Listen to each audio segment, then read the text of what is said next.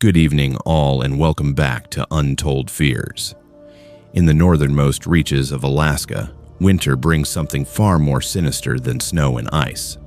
When the sun disappears below the horizon in late November, it does not return for 67 days, plunging entire towns into an endless darkness that tests the limits of human sanity.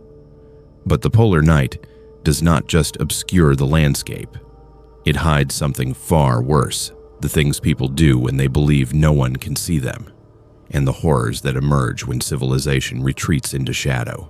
Tonight, we bring you 10 true accounts from the long dark, stories of vanishings without explanation, crimes that defied all reason, and mysteries that remain unsolved to this day. If you are new here, make sure to subscribe to Untold Fears for daily true horror content that will keep you up at night. Hit that notification bell so you never miss when the darkness calls. Now, let us step into the frozen abyss of the Alaskan polar night, where the sun abandons the earth and terror reigns supreme.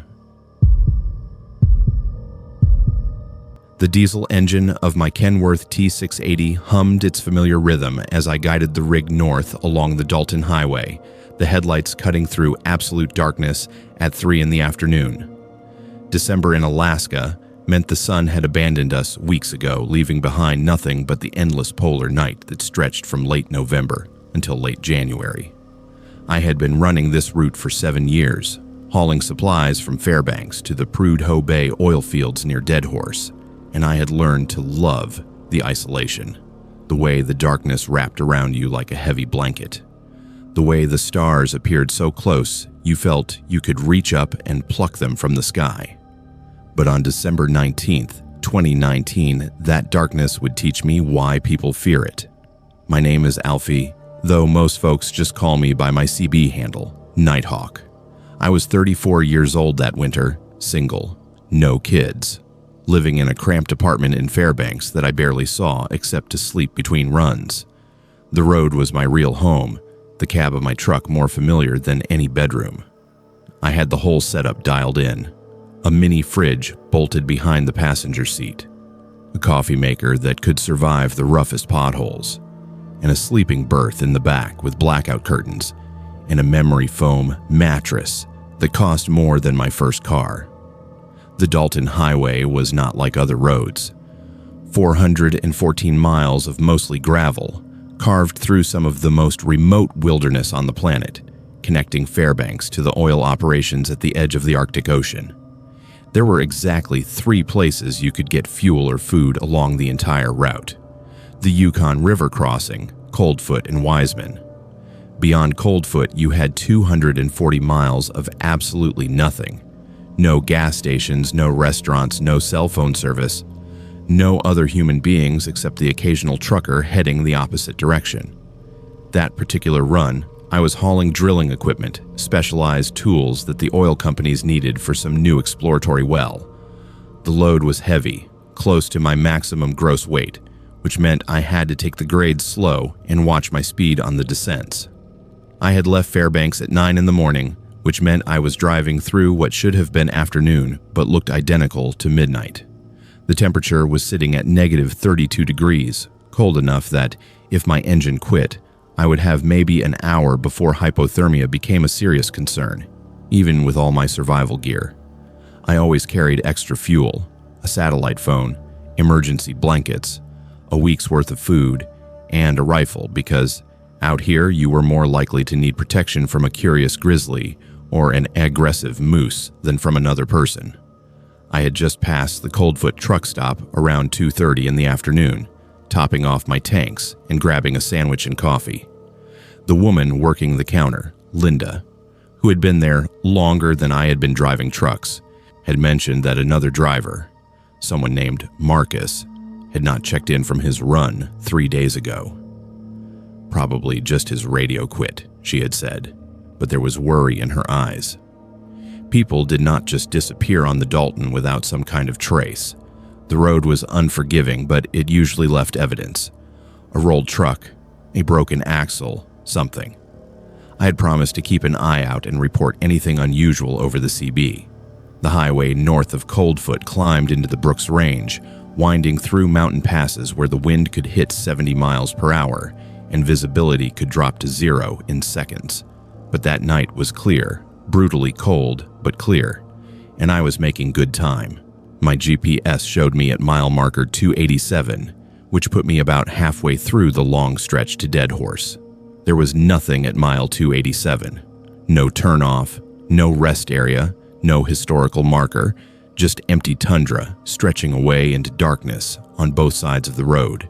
Which is why, when my headlights caught something in the road ahead, my first thought was that it must be an animal, maybe a caribou or a wolf. I eased off the accelerator, downshifting to let the engine brakes slow my momentum.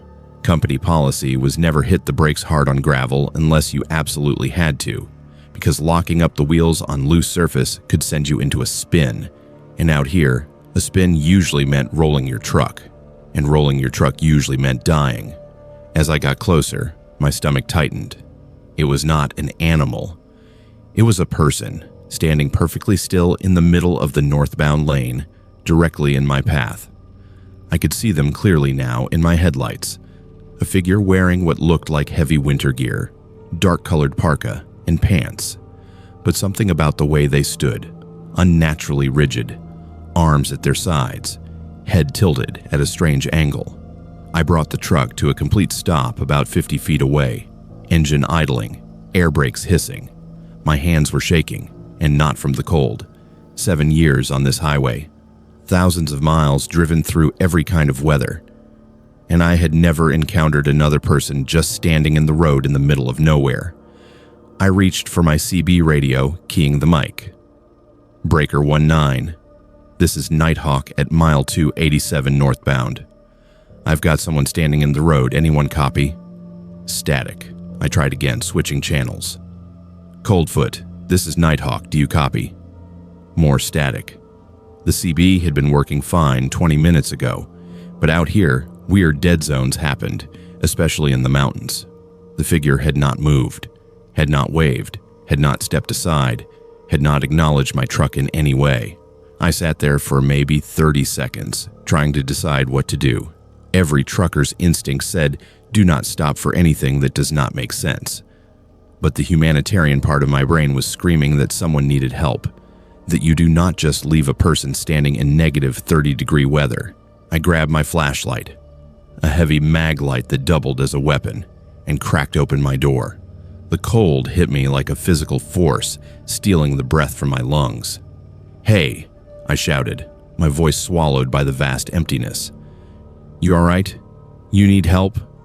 The figure still did not move, did not respond. I climbed down from the cab, my boots crunching on the frozen gravel, and started walking slowly toward them, flashlight raised. 20 feet away, I could see details. The parka was old, like 1970s old, the kind with fur around the hood that nobody wore anymore. The person was facing me, but I could not see their face inside the hood, just shadow. "Sir, ma'am, are you hurt?" I was 10 feet away when I saw their boots. They were not touching the ground. The person was suspended somehow, hanging in the air about 2 inches above the road surface. And beneath them, the gravel was perfectly smooth, undisturbed, no footprints leading to where they stood. My brain locked up, trying to process what I was seeing. It was not possible. People do not float. I took one more step, and that is when they moved. The head snapped toward me with inhuman speed, and inside the hood, I saw not a face, but something else, something my mind refused to accept. The figure raised one arm, pointing past me, back toward my truck, and a voice emerged, but it was not coming from the figure. It was coming from everywhere, from the air itself, resonating in my chest. There is someone standing in the middle of the road. They are not moving. It was my voice, my exact voice. The words I had spoken into the CB radio 2 minutes ago played back with perfect clarity. I ran. Survival instinct overrode everything else, and I turned and sprinted back to my truck, my lungs burning in the frigid air. Behind me, I heard nothing. No footsteps, no breathing, just that terrible silence of the polar night. I scrambled into the cab, slammed the door, locked it with shaking fingers. The figure was still there, but now it was facing my truck, arms at its sides again, motionless. I put the transmission in gear and started to maneuver around it, giving it a wide berth, using the full width of the road. As I drew level, I made the mistake of looking directly at it. The hood turned to follow my movement, and for just a second the shadows inside parted. What I saw was not a face, not human, but an absence, a void where a face should be, and in that void, dozens of eyes, small and bright and watching. I floored the accelerator, my rig lurching forward, gravel spraying from under the wheels. In my side mirror, the figure remained standing in the road, growing smaller as I pulled away. My CB suddenly crackled to life, making me jump so hard I nearly swerved into the ditch. A voice came through, clear and calm. "Nighthawk, this is mile 287. You forgot something." I did not respond, did not touch the radio, just kept driving. My speedometer climbing to 60-70, way too fast for the conditions, but I did not care. The voice continued, patient, almost friendly. "You're going to want to turn around, Nighthawk. Everyone turns around eventually. They all come back." I drove for 2 more hours without stopping, white-knuckling the steering wheel, checking my mirrors every few seconds. When I finally rolled into Deadhorse at 6 in the evening, I went straight to the small Alaska State Trooper station and filed a report. The trooper, a tired-looking man in his 50s, wrote everything down, but I could see the skepticism in his eyes. "You say this person was floating?" he asked. "And spoke with your voice?" I knew how it sounded.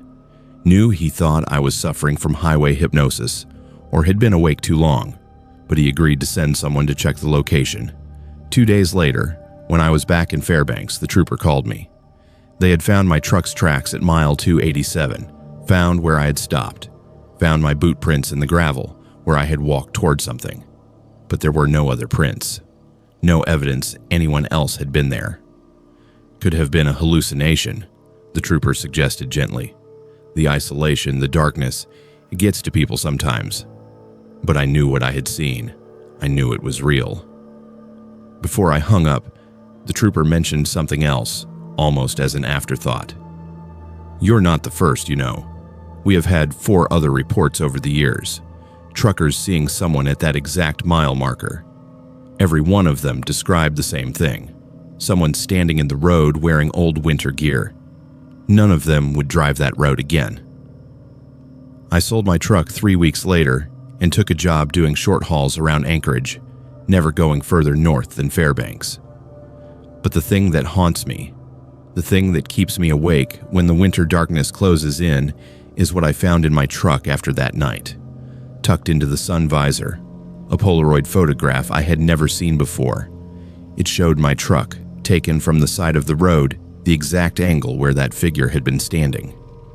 And in the driver's seat, visible through the windshield, was me, my face clearly illuminated by the dashboard lights.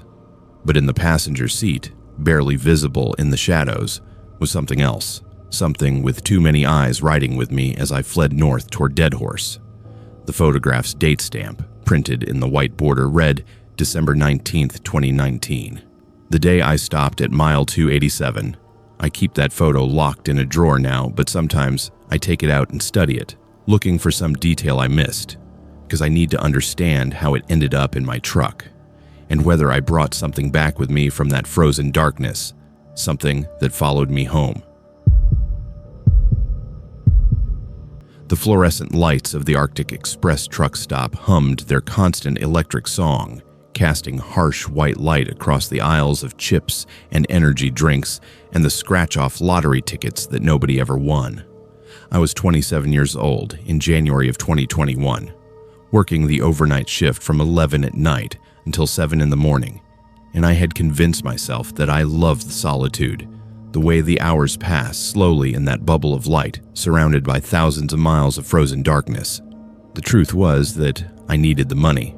My day job as a veterinary technician in Fairbanks barely covered rent, and the overnight differential at Arctic Express added an extra $4 an hour, which meant I could actually save something. maybe eventually get out of Alaska altogether and move somewhere the sun actually rose in winter. The truck stop sat about 30 miles outside Fairbanks on the Richardson Highway, positioned to catch the flow of semis and oil field workers making the run north. During the day, the place was busy enough, but from midnight to 5 in the morning, I might see 3 customers if I was lucky. Most nights, I saw none. The building was a simple rectangular structure, gas pumps out front, convenience store, and a small deli counter inside, and a single bathroom that I had to clean every shift. My boss, a man named Gerald, who owned 3 of these stops across interior Alaska, had installed security cameras everywhere after a robbery back in 2018.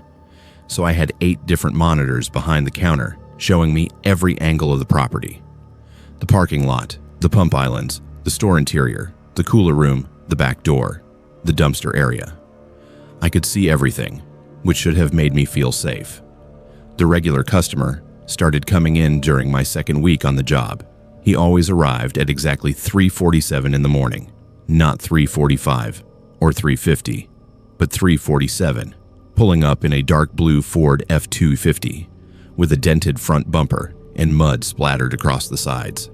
He was maybe 40 years old, average height, thinning brown hair, wearing Carhartt work jacket and jeans and boots that had seen better days. Nothing about him stood out.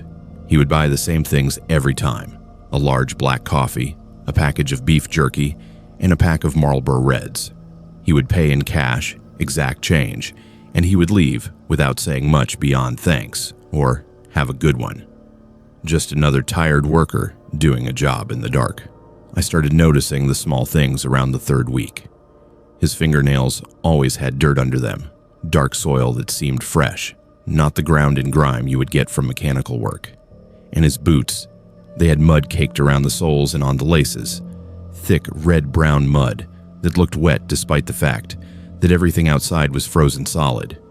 You do not get mud in January in Alaska. Everything is ice and permafrost.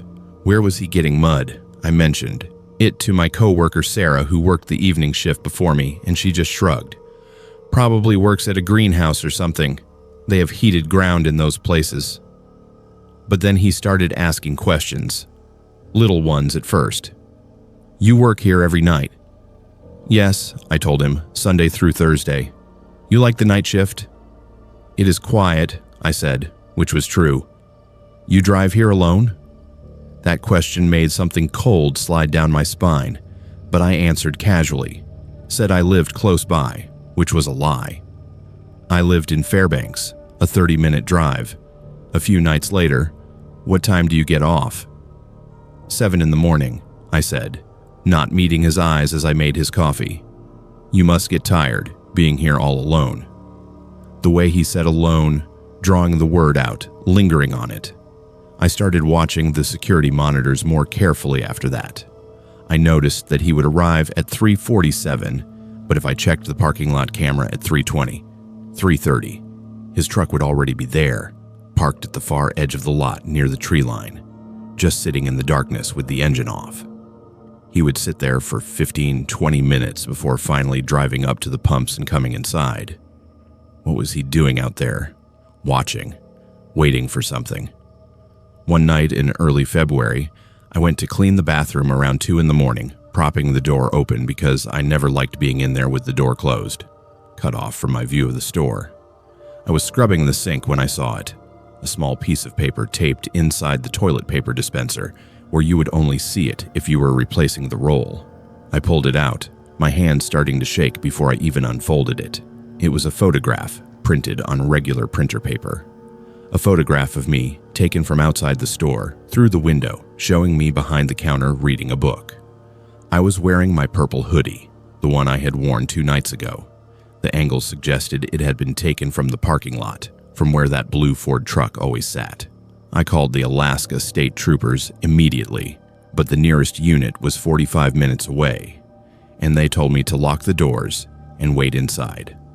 I did, sealing myself in, watching the monitors with my phone in one hand and a can of pepper spray in the other that I had bought after a drunk customer had gotten aggressive my first week.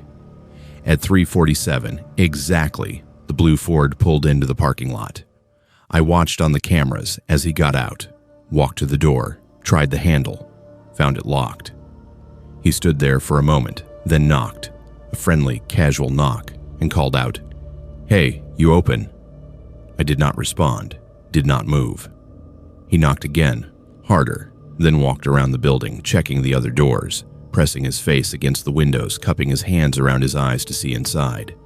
The police arrived at 4:30, and by then he was gone. They took my statement, took the photograph, ran his license plate from the security footage. The truck was registered to a rental company out of Anchorage, rented 3 months ago under a name that turned out to be fake, paid for with a prepaid debit card. Dead end. The officer, a woman named Trooper Kellerman, told me to call immediately if he came back, and they would increase patrols in the area. But she also said what I already knew, that standing in a parking lot and leaving a photo, while creepy, was not technically a crime they could arrest someone for. Has he threatened you? Tried to touch you? No, I admitted. Just the photo. Keep us informed, she said.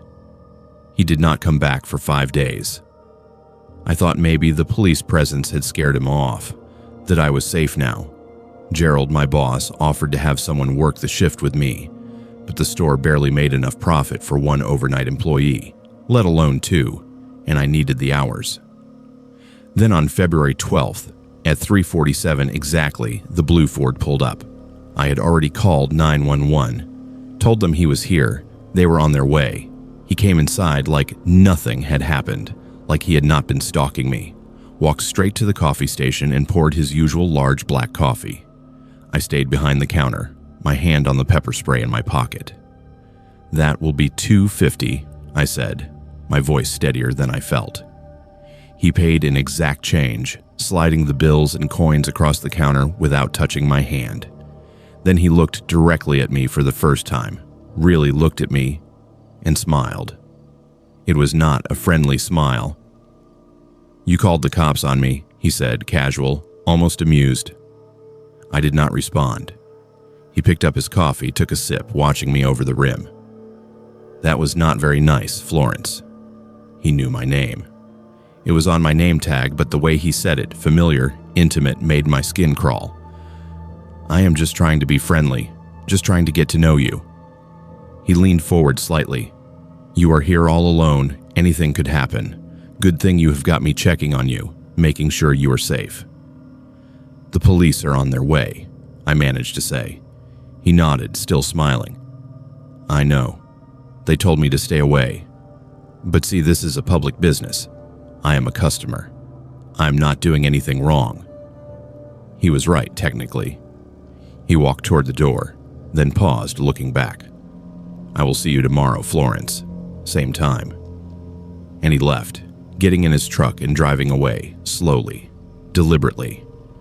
When the police arrived 8 minutes later, I was shaking so hard I could barely hold my phone. Trooper Kellerman looked at the security footage, listened to the audio we had captured. "He is careful," she said grimly. "He is not threatening you directly, not saying anything we can arrest him for. But I do not like this. I do not like this at all." She made some calls, got approval to set up more intensive surveillance.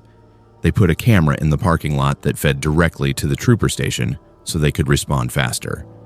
They gave me a panic button that would trigger an immediate emergency response. And they told me that they would try to have a unit nearby during his usual visit time. But he was smart, smarter than we thought. He stopped coming at 3:47. Instead, he started appearing on the security cameras at random times throughout the night, just for a moment. At midnight, his truck would pull into the lot, sit there for 30 seconds, then leave. At 1:30, he would walk up to the window, wave at the camera, then disappear. At 4:15, he would park at the far edge of the property watching. He was making it clear that he could come and go as he pleased, that the police could not be everywhere at once. That I was vulnerable. The breakthrough came from Trooper Kellerman's partner, a veteran investigator named Morris, who had been working cold cases in Alaska for 20 years. He recognized the truck from a different case, an unsolved disappearance from 2019, A woman named Jessica, who had worked night shifts at a gas station near Talk, had vanished after her shift ended. Her car found abandoned in the parking lot, keys still in the ignition. Security footage from that night showed a blue Ford truck, same dented bumper, parked at the edge of the lot for hours. They had never identified the driver. Morris pulled files on similar disappearances across Alaska and found 2 more. Both women, both working night shifts at remote locations, both vanished after reporting a regular customer who made them uncomfortable. Both cases featured a blue Ford truck in security footage. They set up a sting operation on February 20th. I would work my shift as usual, but there would be 3 plainclothes officers inside the store, hiding in the back room and the cooler, and 4 more in unmarked vehicles positioned around the property. At 3:47, the blue Ford pulled up, and this time he did not get out to buy coffee. He sat in the truck, engine running, and I could see him on the camera watching the store. At 4 o'clock, he turned off the engine. At 4:30, he got out, but instead of coming to the door, he walked around back to the delivery entrance that I normally kept locked. I watched on the cameras as he pulled something from his pocket, some kind of tool, and began working on the lock. Trooper Kellerman gave the signal, and 6 officers moved in simultaneously. They surrounded him at the back door, weapons drawn, ordering him to the ground. He complied without resistance, almost like he was expecting it, like he had been caught before and knew the drill. When they searched his truck, they found a toolkit with lockpicks and glass cutters. They found restraints, the plastic zip tie kind that you could not break. They found plastic sheeting, the heavy-duty kind used for construction, folded neatly in the truck bed. They found 3 bottles of industrial bleach, and they found photographs, dozens of them, printed and stored in a folder. Photos of me at the store, photos of my apartment in Fairbanks that I had never told him about, photos of my car, photos of me walking to my mailbox, and photos of 3 other women, different women, each in their own section of the folder, carefully organized. His real name was Donald Pritchard, and he had a record in Washington and Oregon for assault and stalking. He had been in Alaska for 3 years, moving from town to town, getting jobs that allowed him to work nights watching and selecting. The 3 women in the photographs were Jessica from Talk, Amanda from Glen Allen, and Heather from Nenana. Jessica and Amanda were still missing. Heather had quit her job suddenly in 2020 and moved to California.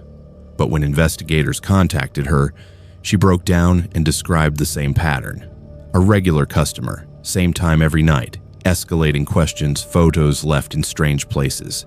She had run before it got worse, left everything behind and fled south. Jessica and Amanda had not been so lucky. Pritchard was charged with stalking, attempted burglary, and possession of burglary tools. He was extradited to Washington to face additional charges there. During interrogation, he would not say what happened to Jessica and Amanda, would not confirm or deny anything. He just sat there with that same smile, that same calm expression, and said nothing. They searched properties connected to him, found nothing. The case remains open. I quit working at Arctic Express the day after his arrest. Gerald understood, did not even try to talk me out of it. I moved out of my apartment in Fairbanks a week later, got a place in Anchorage with 2 roommates and a security system. I found a day job at a veterinary clinic there, working 9 to 5, surrounded by people and dogs and normalcy. But I still cannot work alone at night. I still check my car before getting in, check the back seat, check under the carriage. I still look over my shoulder in parking lots. And every year on February 20th, the anniversary of his arrest, I receive a letter forwarded through the prison system. The same message every time, written in careful block letters. I am still thinking about you, Florence. They cannot keep me forever. I know he will be eligible for parole in 2027.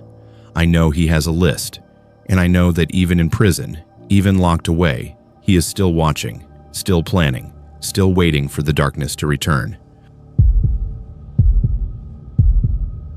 I've been ice fishing on the lakes around Nome for 23 years, ever since I moved to Alaska from Seattle in 1995. and I thought I had seen everything the frozen water could hide. Old anchors, sunken boats, fishing gear lost decades ago, even the occasional caribou that had broken through thin ice and drowned. But nothing prepared me for what I found in February of 2018, 8 miles outside Nome, on a lake so remote it did not even have a name on the maps, just a designation, Lake 247B. I was 42 years old that winter, working as a maintenance supervisor for the local school district, and ice fishing was my escape, the one place I could go where the noise of the world disappeared into the vast white silence of the polar night. The lake was one of my secret spots, a place I had discovered 5 years earlier while exploring on my snowmobile. It was not easy to reach, requiring a 2-hour ride across frozen tundra, but the fishing was exceptional. Arctic char and lake trout that fought like they had something to prove. I would set up my portable ice shack, drill my holes, and spend entire weekends out there with nothing but my thoughts and the occasional cry of a raven overhead.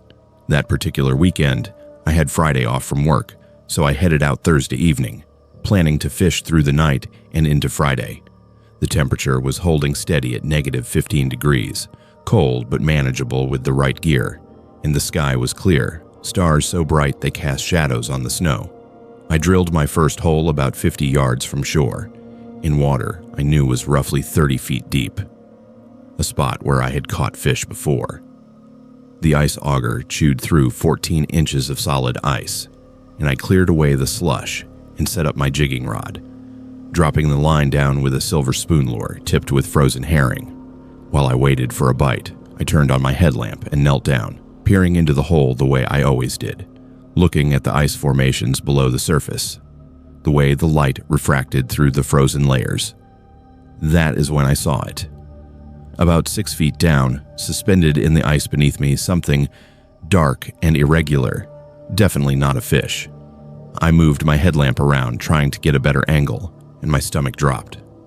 It looked like fingers, human fingers, splayed out and pressed against the ice as if reaching upward. I told myself I was wrong, that it was just a branch or some debris, but I could not shake the image.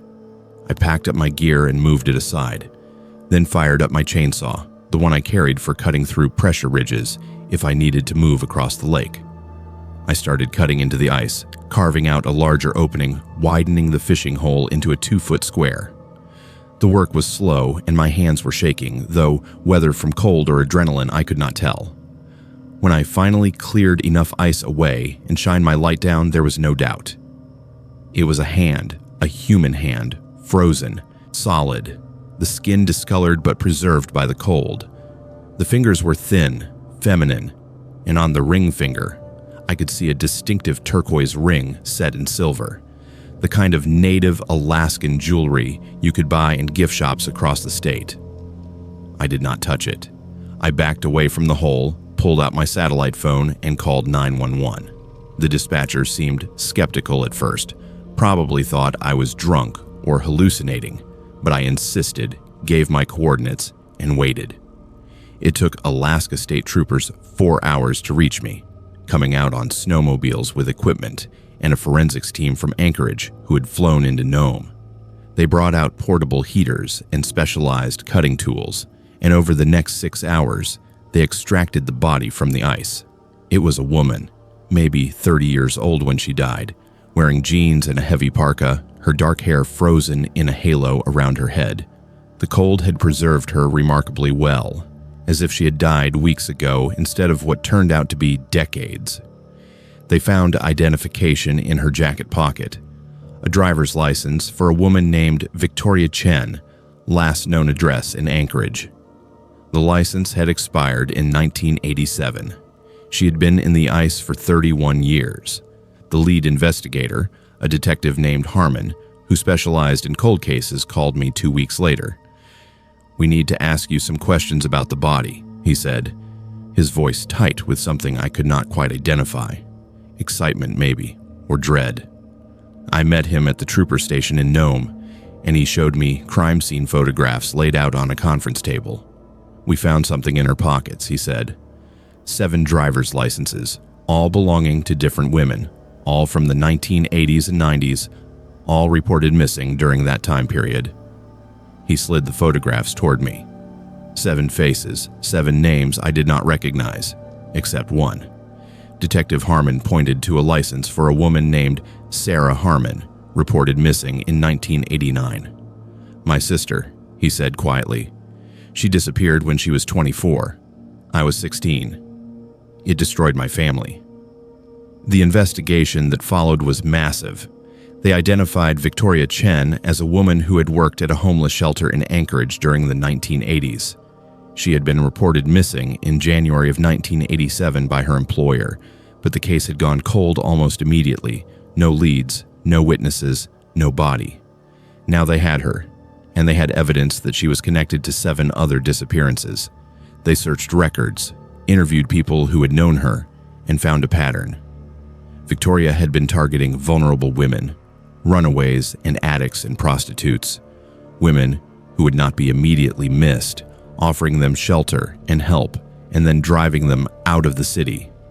Witnesses remembered her mentioning a cabin she owned outside Nome, a place where women could start fresh.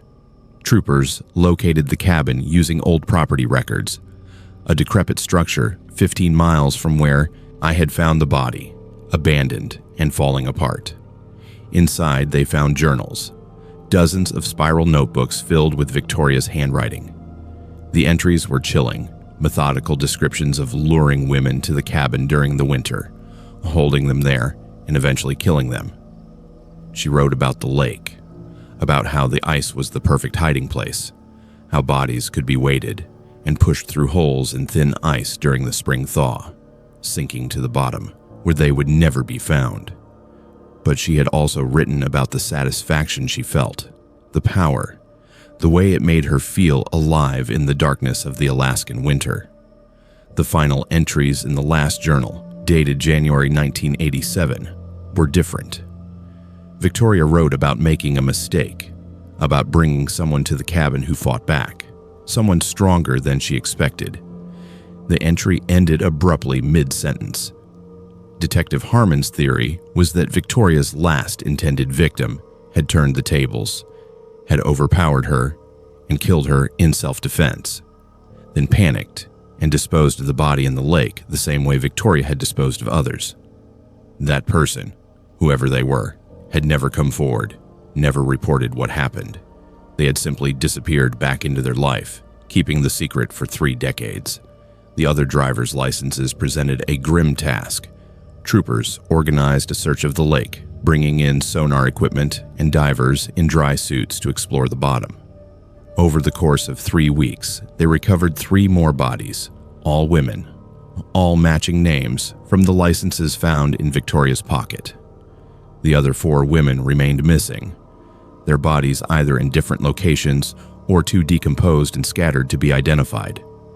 Detective Harmon was able to bury his sister, finally able to give his family closure after 29 years. The other families received the same terrible gift, the knowledge of what had happened, even if it brought no comfort. As for me, I could not go back to that lake, could not drill another hole in the ice without imagining what else might be down there, frozen in the dark water. But I also could not stop thinking about it, could not stop wondering about the person who killed Victoria, the unknown survivor who had escaped. Were they still alive? Did they know that Victoria's body had been found? Did they wake up in the night remembering what they had done, justified or not? And were there other bodies out there, in other lakes, other frozen graves that Victoria had used before the cabin, before Nome? I started spending my weekends differently. Instead of fishing, I began exploring other remote lakes, drilling test holes, looking down into the ice with my headlamp. I told myself I was helping, that I was doing something useful, but my wife said I was becoming obsessed. She was probably right. Over the next 4 years, I expanded my search, covering dozens of lakes across the region. I found debris, lost equipment, sunken snowmobiles, and I found 3 more bodies. Not Victoria's victims, but others, people who had vanished in different years, different circumstances. Each discovery led to investigations identifications, families receiving terrible news that was somehow better than not knowing. The police started calling me when they had cases involving missing persons and bodies of water. I became an unofficial consultant, the guy who knew how to read ice, how to spot anomalies, how to search methodically. Detective Harmon retired in 2022, but before he left, he came to see me. "You gave my family peace," he said. "You gave us Sarah back. I do not know if that is a blessing or a curse for you finding the dead, but I want you to know it matters." He handed me a file, thick with papers. These are unsolved cases from across Alaska, people who disappeared near lakes and rivers. There are 4 licenses from Victoria's pocket we never accounted for. If you're going to keep searching, maybe start with these. I still have that file. I still spend my winters on the ice, not fishing anymore, just searching. My wife left me in 2023, said she could not watch me disappear into the obsession, could not compete with the ghosts I was chasing. I understand her decision. I am 48 years old now, and I have found 11 bodies since that first day in 2018. 11 people brought home, 11 mysteries solved. But I am haunted by the numbers that do not add up. The 4 licenses still unaccounted for. The unknown person who killed Victoria and walked away. Sometimes, late at night, I receive anonymous letters. No return address, postmarked from different towns across Alaska. They never say much. Just a few words. "Thank you for finding them. She deserved what happened. Some secrets should stay buried. I do not know who sends them, but I have my suspicions. And I keep searching because someone has to, because the ice keeps its secrets until someone looks close enough to see what lies beneath." I never believed in ghosts before November of 2020, back when I was 29 years old and working as a radio communications technician for the National Weather Service in Utqiagvik, formerly known as Barrow, the northernmost settlement in the United States. My job was straightforward and solitary, exactly what I wanted after spending 5 years in the chaos of Seattle's tech industry. I maintained the communications tower that sat 3 miles outside town, a 200-foot steel structure that bristled with antennas and transmitters, sending weather data and emergency broadcasts across the North Slope. During the polar night, when the sun disappeared in mid-November and would not return until late January, I would spend days at the tower station, a small heated building at the base equipped with monitoring equipment, a cot, and enough supplies to wait out any blizzard that might trap me there. The tower was my sanctuary. Most of my work involved checking connections, replacing damaged equipment, and monitoring the automated systems that ran 24 hours a day. I would bring books, my laptop loaded with movies, and enough coffee to fuel a small army. The isolation did not bother me. After the constant noise and social demands of city life, the silence of the Arctic felt like medicine. That November, the polar night settled over us like a heavy blanket, and I volunteered to take the extended shifts at the tower because the overtime pay was excellent, and I genuinely enjoyed being out there alone with my thoughts and the hum of the transmitters. On November 8th, 3 days into the polar night, I was running a routine frequency scan, checking for interference on our assigned channels. The National Weather Service operated on specific frequencies, but part of my job was to monitor the entire spectrum to make sure nobody else was broadcasting on our bands or causing problems. Around 2 in the morning, I picked up something unusual on frequency 4625 kilohertz, an old shortwave band that had been abandoned decades ago when newer technology made it obsolete. At first, I thought it was atmospheric interference, the kind of strange signals you sometimes get bouncing off the ionosphere in the Arctic. But as I tuned it in more carefully, I realized it was a voice, a human voice, reading numbers in a flat, emotionless monotone. 71.3928 north, 156.4781 west. Repeat, 71.3928 north, 156.4781 west. Then silence for exactly 60 seconds, followed by the same sequence again. I grabbed a pen and wrote down the coordinates. My curiosity piqued.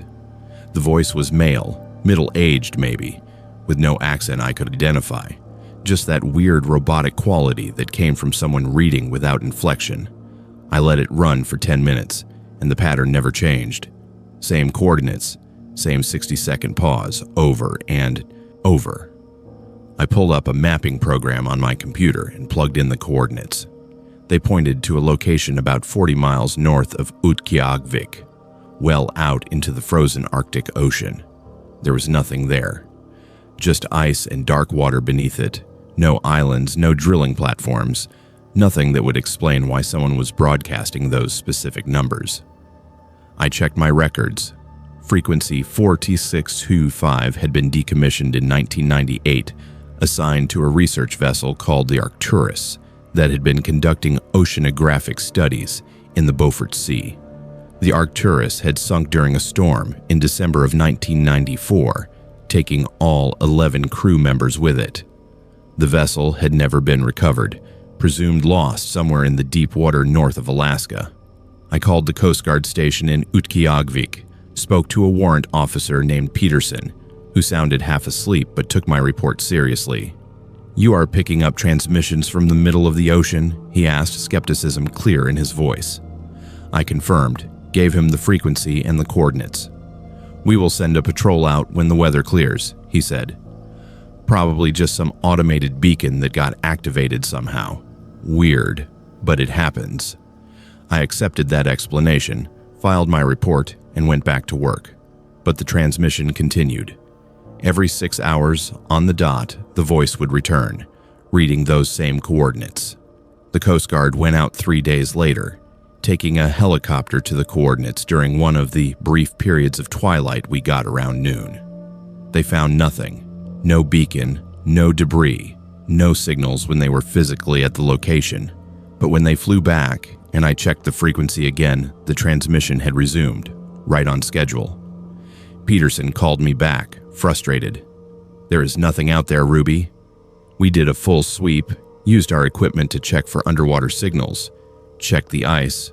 Whatever you are picking up, it is not coming from those coordinates. But I knew what I was hearing. I recorded it, sent the audio files to the Coast Guard and to my supervisors at the Weather Service. Everyone agreed it was real, but nobody could explain it. The transmission continued for 23 days straight, then stopped abruptly on December 1st at 6 in the morning. I was monitoring it when it happened, listening to the voice read the coordinates for what must have been the 1,000th time, and then mid-sentence, it just cut off, replaced by static. I waited, thinking maybe the equipment had failed, but the static continued for hours. I checked other frequencies. Everything was working fine. Whatever had been broadcasting was simply gone. I filed another report, noting the cessation, and tried to forget about it. But I could not shake the feeling that something about it was wrong, that the timing and the coordinates meant something I was not understanding. I spent weeks researching the Arcturus, reading old reports about the sinking, looking for any connection to the coordinates I had been hearing. The ship had gone down in a storm, sending a distress call that was received by the Coast Guard, but by the time rescuers arrived, there was nothing left but floating debris. The official position of the sinking was never precisely determined because the storm had scattered wreckage over a wide area and the ship had not been equipped with modern GPS. The crew had included 3 women and 8 men, ranging in age from 24 to 57. They were scientists and technicians doing research on ocean currents and marine biology. The investigation concluded that the ship had been overwhelmed by waves and had sunk rapidly, giving the crew no time to evacuate. In March of 2021, I mostly forgot about the transmissions, busy with spring maintenance and preparing for the return of the sun. Then, on November 8th, 2021, exactly 1 year after I first heard them, the transmissions started again. Same frequency, same voice, same coordinates. I was not even at the tower when it began. I was at home in Utqiagvik when my phone rang at 2 in the morning. My supervisor calling to tell me the automated monitoring system had flagged unusual activity on the old shortwave bands. I drove out to the tower through the darkness, and there it was, that flat, emotionless voice reading numbers. 71.3928 north, 156.4781 west. This time, I was prepared. I had better recording equipment. I had contacted marine researchers and radio experts, and I had convinced the Coast Guard to take it more seriously. Peterson, who had been promoted and was now more invested in solving the mystery, coordinated a more extensive search. They sent divers down at the coordinates during a brief weather window, using sonar and underwater cameras to scan the ocean floor. And they found it. The Arcturus, or what was left of it, sitting in 340 feet of water, the hull broken but recognizable. The coordinates the voice had been broadcasting were the exact location of the wreck, accurate to within 50 feet. The divers brought up artifacts, equipment from the ship, and most importantly, they found the emergency radio beacon, a waterproof unit designed to activate automatically if the ship sank. But here is what made no sense. The beacon was inactive. It had been triggered when the ship went down in 1994, but its battery had died years ago. The divers confirmed it was not transmitting, could not possibly be transmitting. Yet I was still picking up the signal at the tower, still hearing that voice every 6 hours, still recording it. Peterson sent me the technical specifications of the beacon. It was old technology, manual activation only, and it had been designed to broadcast a distress tone, not a voice, and certainly not coordinates in English. The transmissions continued for 23 days, then stopped on December 1st, just like they had the year before. I started counting down, knowing that if the pattern held, they would return on November 8th, 2022. And they did. Same frequency, same voice, same routine. But this time, I noticed something I had missed before. The voice was not just reading coordinates. If you listened very carefully, in the pauses between the numbers, there was something else. A faint background sound like wind or breathing, and occasionally, so quiet you could barely hear it. Other voices, multiple voices, whispering words I could not quite make out. I enhanced the recordings using audio software, isolating the background sounds, amplifying them. What I heard made my hands shake. The whispers were counting, not coordinates but numbers, counting down, starting from some high number I could not determine and decreasing by 1 each time the main voice broadcast. I listened to hundreds of hours of recordings, tracking the countdown, and realized it had started at around 8,000 and was now down to 7,400. Counting down to what? I had no idea, but the implications were terrifying. Something or someone had been manually activating a transmission from the wreck site every year for 26 years, or the wreck itself was somehow generating these signals in a way that defied physics. I kept this detail to myself at first, not wanting to sound insane, but in June of 2022, I received a package at my home address in Utqiagvik. No return address, postmarked from Anchorage, wrapped in plain brown paper. Inside was a photograph, old and faded, showing the crew of the Arcturus standing on deck, smiling, young and alive, and unaware of their approaching fate. On the back, written in shaky handwriting, were the words, "They are still down there. They are still trying to tell us. Stop listening. It is not for you." The photograph showed 11 people, but when I counted carefully, there were 12 figures in the image. Standing at the back, partially obscured by shadow and the angle of the shot, was someone else. Someone whose face was blurred, as if they had moved at the instant the photo was taken. The transmissions continue every November, and I continue to monitor them. The countdown is now below 7,000, decreasing by approximately 40 to 50 counts per year. I've tried to calculate when it will reach zero, and my best estimate is November 2047, 26 years after I first heard the voice. I transferred to a different facility in 2023, Could not handle being at that tower anymore. Could not handle hearing that voice year after year. But my replacement, a young man named Torres, calls me every November when the transmissions start. He has heard them too. He has heard the countdown. And last year, he told me something that keeps me awake at night. The Coast Guard went back to the wreck site in October of 2023, planning to recover more artifacts for the families of the lost crew. The divers went down, located the Arcturus, and found something that was not there in previous dives. Someone had welded a new piece of equipment to the hull, a modern digital transmitter, powered by a battery system that should not function at that depth and temperature. The transmitter was active, broadcasting on frequency 14.695 kilohertz. Someone has been diving to the wreck every year in the middle of the polar night in some of the most dangerous waters in the world to manually turn it on, and they have been doing this for 26 years. I still receive packages, unmarked, containing photographs of me. Photographs taken from outside my window, photographs taken from the tower, photographs taken from places I thought I was alone.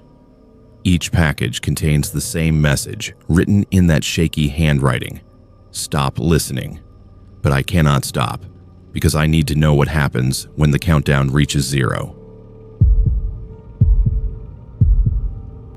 I've always been the kind of person who trusted too easily, who believed that most people were fundamentally good, that if you approached strangers with kindness and openness, they would respond in kind. That optimism nearly got me killed in December of 2017, when I was 31 years old and new to Alaska, having moved to Anchorage from Portland just 6 months earlier for a job with an environmental consulting firm. I had spent my first few months exploring the city, getting used to the long winter darkness, and searching for ways to connect with the outdoor community that had drawn me north in the first place. The polar night fascinated me rather than frightened me. I loved the way the darkness made you appreciate light, the way the stars blazed overhead with an intensity I had never seen in the lower 48 states. In early December, I found an online forum called Alaska Adventure Network, a Facebook group with about 3,000 members who organized hiking trips, camping expeditions, and outdoor excursions across the state. People posted constantly about upcoming adventures, looking for partners to share gas money and companionship on long drives to remote trailheads. I had been lurking in the group for weeks, reading trip reports and admiring photos of places I desperately wanted to see, when a post appeared that seemed perfect. Polar Night Hiking Experience, Chugach State Park, December 16th. Looking for 4 to 6 experienced hikers for overnight trek. Witness the beauty of Alaska's winter darkness. Must be comfortable with winter camping and navigation. Message for details. The post was written by someone named Cameron, whose profile showed a middle-aged man with a friendly smile, wearing technical outdoor gear in various mountain settings. His page was filled with hiking photos, trail reviews, and environmental advocacy posts. He looked legitimate, experienced, exactly the kind of person I wanted to learn from. I sent him a message expressing interest, and he responded within an hour, enthusiastic and welcoming.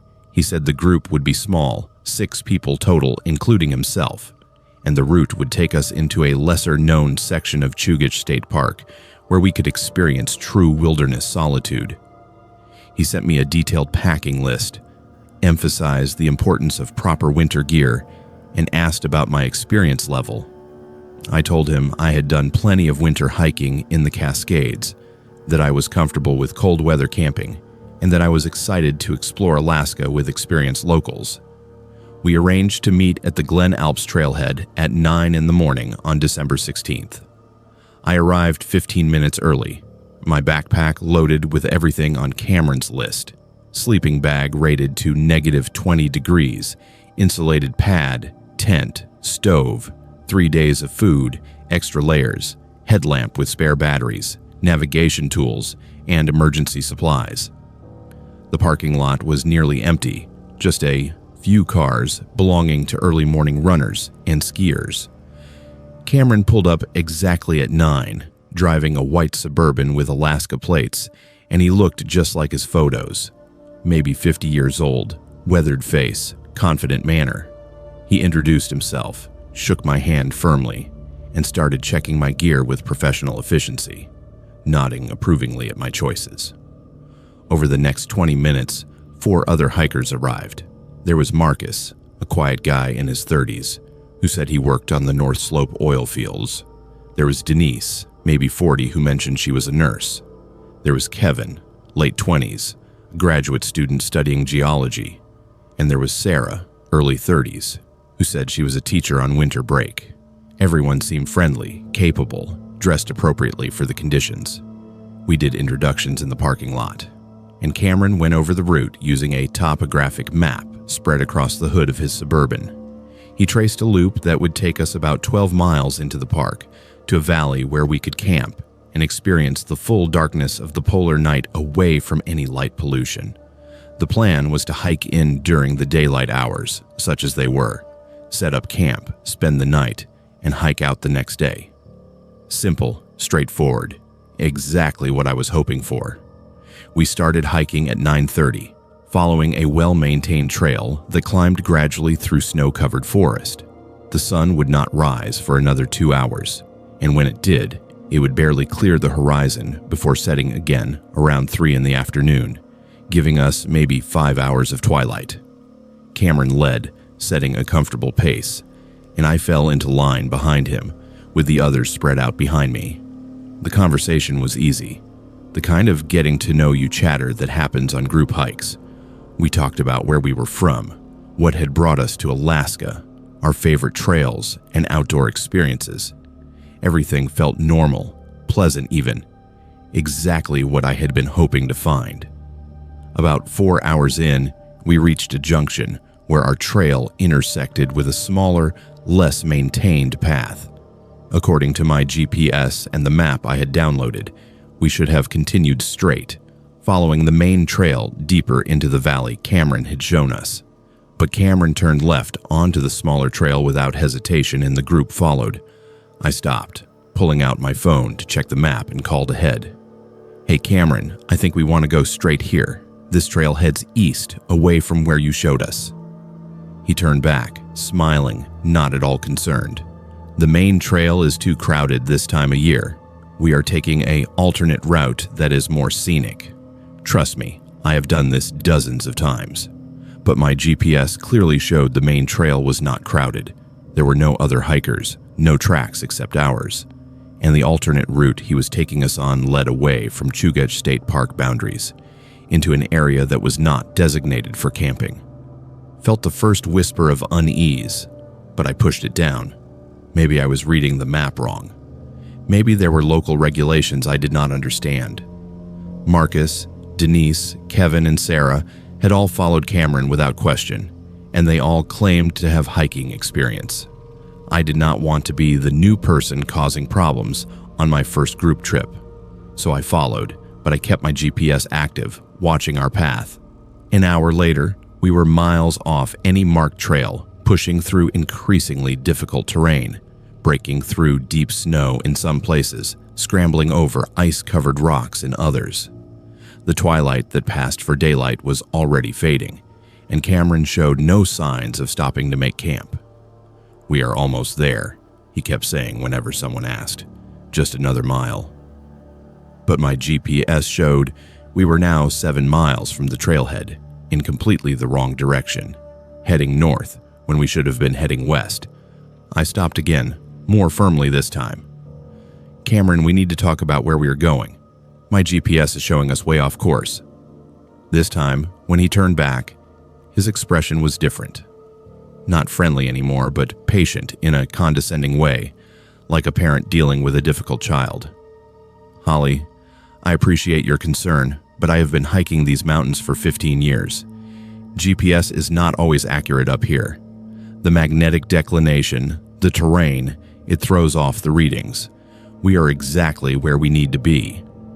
The others had stopped now too, watching our exchange, and I noticed something that made my chest tighten. They were all wearing matching bracelets on their left wrists, simple woven cords in red and black that I had not noticed in the parking lot. Cameron wore one too. I did not have one. Nobody had mentioned bracelets. "Where did you all get those bracelets?" I asked, trying to keep my voice casual. Denise looked down at her wrist, then back at me and smiled. It was not a warm smile. "We made them at the last gathering," she said. "You will get yours when we reach the meeting point." Meeting point, not campsite, not destination, meeting point. Cameron started walking again, faster now, and the others followed immediately, like it had been choreographed. I stood there for a moment, my mind racing. Everything about this was wrong. The route, the bracelets, the way they were all moving in sync. I pulled out my phone, thinking I would call someone, but there was no service. Had not been serviced since we left the trailhead. I checked my GPS one more time, marked our current position, and made a decision. "I'm heading back," I called out. "I think I took a wrong turn signing up for this." Cameron stopped, and the whole group stopped with him. They turned to face me, standing in a loose semicircle about 20 feet ahead, their faces barely visible in the fading light. "Holly," Cameron said, his voice gentle but firm, "you cannot go back alone. It is getting dark. You will get lost. Come with us to the meeting point, and tomorrow we will all hike out together." But his hand moved to his backpack, reaching for something, and that motion triggered pure survival instinct. I turned and ran, back the way we had come, following our tracks in the snow. Behind me, I heard Cameron shout something, heard multiple sets of footsteps crunching through snow coming after me. I ran harder, my backpack bouncing, my breath coming in ragged gasps in the cold air. My headlamp beam bounced wildly, illuminating trees and rocks and the twin lines of our trail. I risked a glance back and saw 5 lights, 5 headlamps, moving in formation, maintaining the same distance behind me. They were not trying to catch me. They were herding me, keeping pace, wearing me down. I ran for what felt like hours, but was probably only 20 minutes before my legs gave out. I stumbled, went down hard in the snow, and felt something in my ankle twist. The pain was immediate and overwhelming. I rolled onto my back, fumbling for the pepper spray I kept in my jacket pocket, and aimed it at the approaching lights. "Stay back," I screamed. "I have pepper spray and a satellite beacon. The authorities know where I am." The lie came easily, desperately. The lights stopped advancing, maybe 15 feet away, and Cameron's voice came out of the darkness. "Holly, you are hurt. Let us help you. We are not going to harm you. We just want to bring you to the meeting point. There are people there who can explain everything, people who can show you what we have found in the darkness." I pressed the button on my jacket pocket that I had been too embarrassed to mention earlier, the personal locator beacon I had bought before moving to Alaska and had been carrying on every hike. It was overkill for a simple overnight trip, but my mother had insisted, and I had gotten in the habit of bringing it. The device activated with a small beep, sending my coordinates to a rescue coordination center in Juneau. "I just activated an emergency beacon," I said, my voice shaking. "Search and rescue will be here within hours. They're going to find all of us." I could not see Cameron's face, but I heard him exhale slowly. "You should not have done that," he said, and his tone was genuinely sad. "We had such plans for you." The lights retreated, moving back the way we had come, disappearing into the darkness. I sat there in the snow, my ankle throbbing, my whole body shaking from adrenaline and cold, and waited. It took Alaska State Troopers 6 hours to reach me using the coordinates from my beacon, arriving on snow machines with emergency medical supplies. By then, I had set up my tent, treated my ankle as best I could, and spent the intervening time convincing myself I had not imagined what happened. The troopers were professional but skeptical when I told them about the hiking group, about being led off trail, about the matching bracelets and the meeting point. They radioed for additional units to search the area, but Cameron and the others were gone, vanished into the vast wilderness of the Chugach Range. Back in Anchorage, I filed a full report with Alaska State Troopers. They investigated the Alaska Adventure Network Facebook group and found that Cameron's profile had been deleted within an hour of my rescue. The 4 other hikers, Marcus, Denise, Kevin, and Sarah, their profiles were gone too. The investigators contacted Facebook, tried to trace the accounts, but they had been created using false information, untraceable email addresses, and prepaid phones. Dead ends everywhere. They searched the area where I had been found, following the tracks back to where we had diverged from the main trail, and discovered something that made the investigation much more serious. About 3 miles north of where I activated my beacon, in a small clearing surrounded by dense forest, they found evidence of a camp. Not a temporary hiking camp, but a semi-permanent structure, a large canvas tent staked down with guy lines and reinforced against winter weather.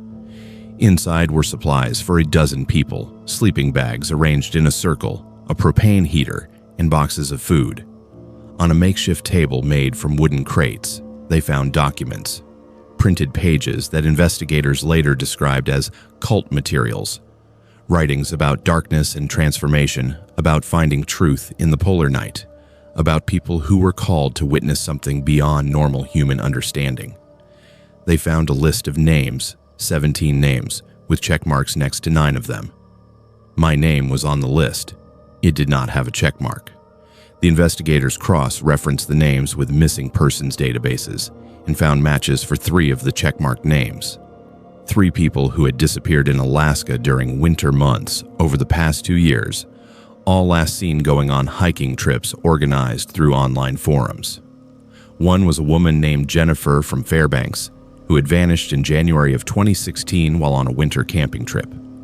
Another was a man named Daniel, who had disappeared in December of 2015 after posting about joining a backcountry hiking group. The third was a woman named Rachel, who had gone missing in February of 2017. Her car found at a trailhead, her tent and gear gone. All 3 cases had gone cold, no leads, no bodies, nothing except the abandoned vehicles and worried families. The Alaska Bureau of Investigation took over the case, expanding it into a multi-agency task force focused on identifying and locating the group. They monitored outdoor forums, set up sting operations, and interviewed hundreds of people who had participated in group hikes across the state. They found 6 other people who had experienced something similar, who had joined hiking groups that led them off trail, who had noticed strange behavior and had backed out before reaching whatever the meeting point was. But they never found Cameron or the others, never identified their real names or traced their movements. The camp in the Chugach was abandoned, and when investigators returned 2 weeks later to collect more evidence, they found it had been completely dismantled, every trace removed, as if it had never existed. I moved back to Portland 3 months later, could not handle living in Alaska anymore, could not handle the darkness that I had once found beautiful. I quit my job, broke my lease, and fled south to where the sun followed a normal pattern and winter meant rain instead of endless night. But I still receive messages, forwarded through anonymous email accounts, sent from IP addresses that trace back to random locations across Alaska and Canada and the Pacific Northwest. The messages are always short, always similar. You were chosen. You refused. The darkness still calls. And twice a year, on the summer and winter solstices, I receive packages. No return address, postmarked from different cities containing the same thing each time. A braided bracelet in red and black, and a handwritten note that says, "There is still a place for you at the meeting point." I throw them away immediately, but I keep copies of the notes, keep records of when they arrive, hoping that someday they will provide a clue that law enforcement can use. Because somewhere out there, Cameron and his group are still operating, still recruiting, still leading people into the darkness of the polar night. And I am terrified of what they have found there, what they are doing to the people whose names got check marks on that list, and why they remain so determined to bring me back.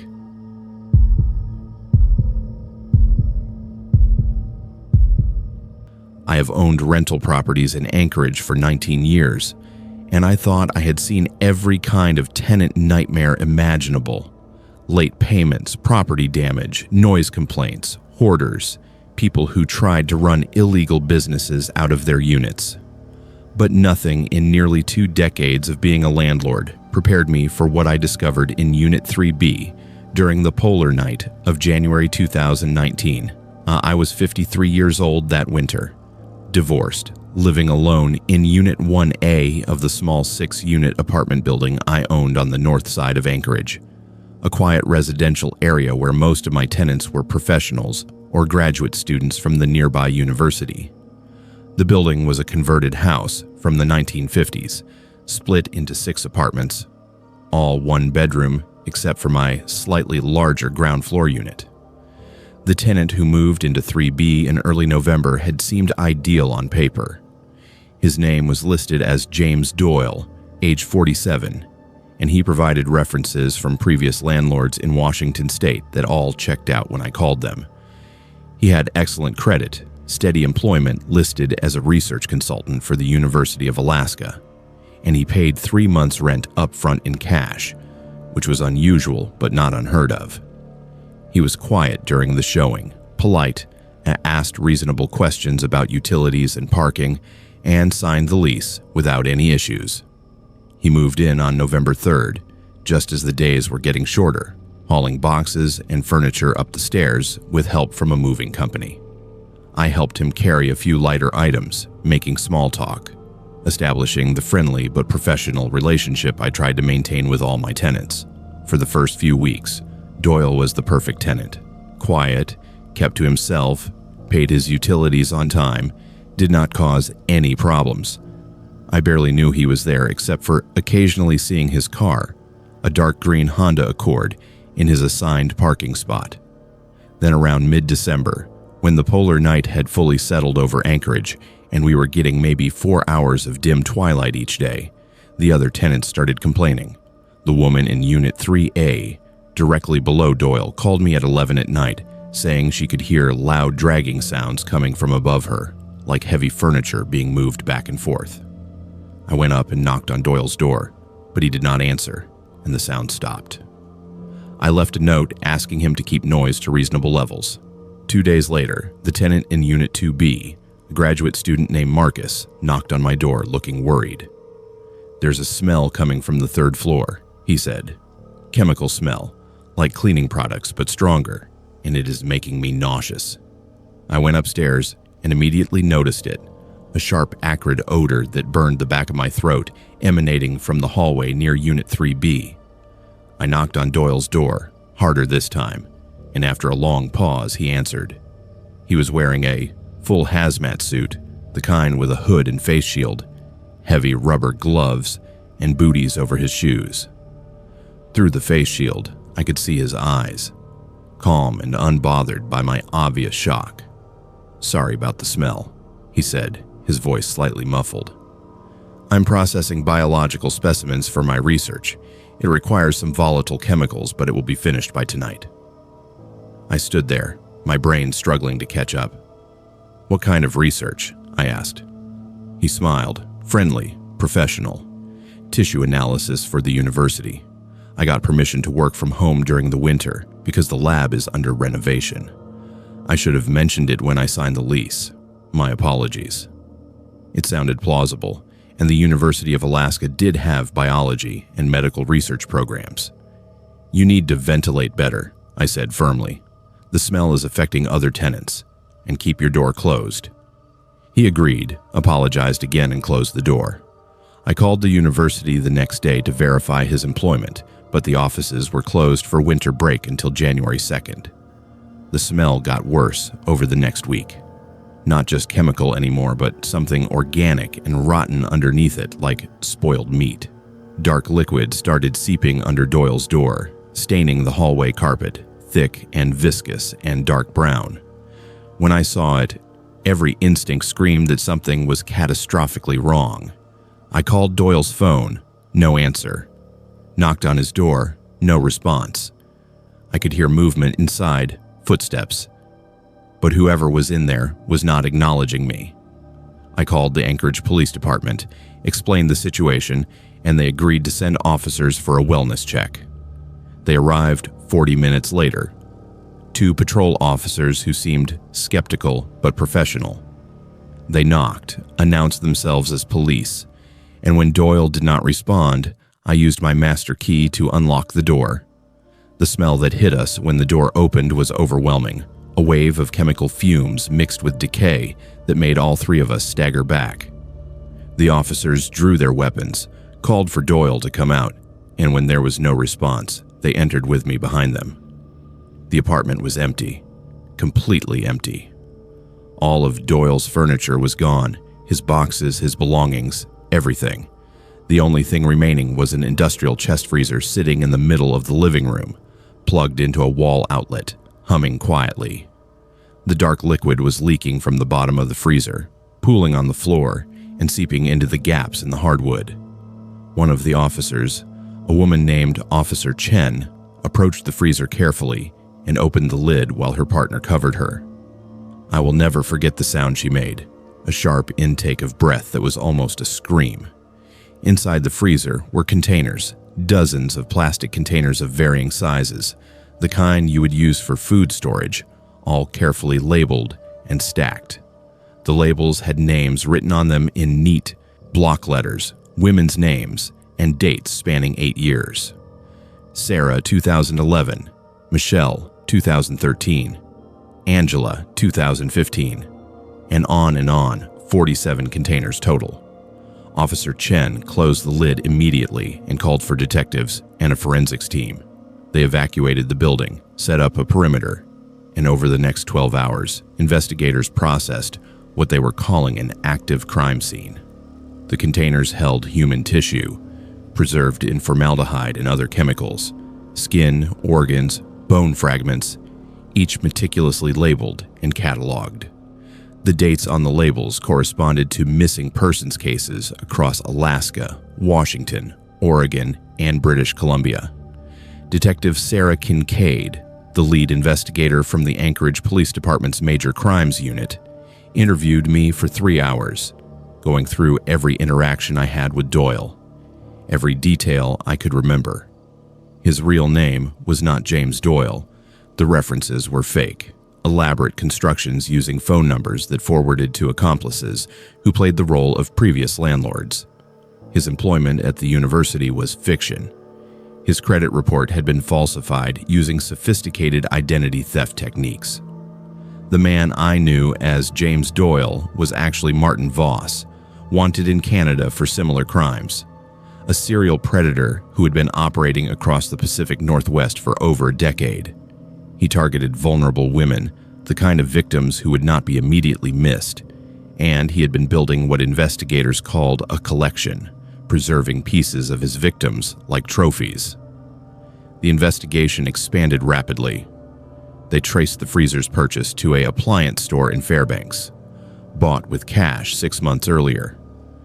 They found his car abandoned at the airport, wiped clean of prints and DNA. They discovered his escape route, security footage from the building, showing him loading boxes into a rental truck at 3 a.m. on the day I called the police, hours before I had made the wellness check. He had known I was getting suspicious, had been monitoring my movements, and had fled before being caught. But he had not been able to take the freezer, too heavy and too risky to move quickly, so he left it behind with its horrific contents. The worst discovery came when investigators found the building's crawlspace network, an old architectural feature from when the house had been a single family home, narrow passages connecting the spaces under each apartment. Voss had been using them to move through the building unsupervised.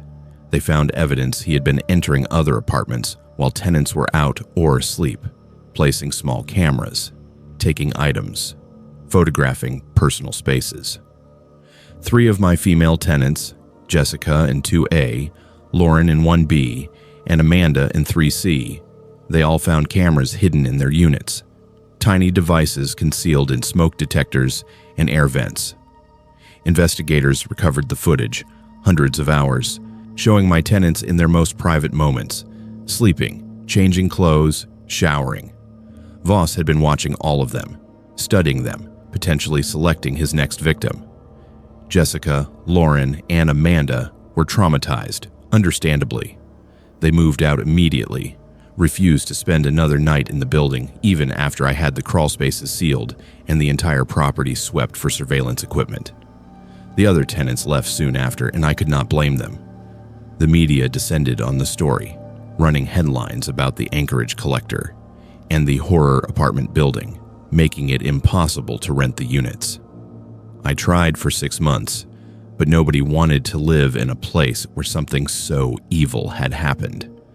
I ended up selling the building at a significant loss to a developer who planned to demolish it and build something new.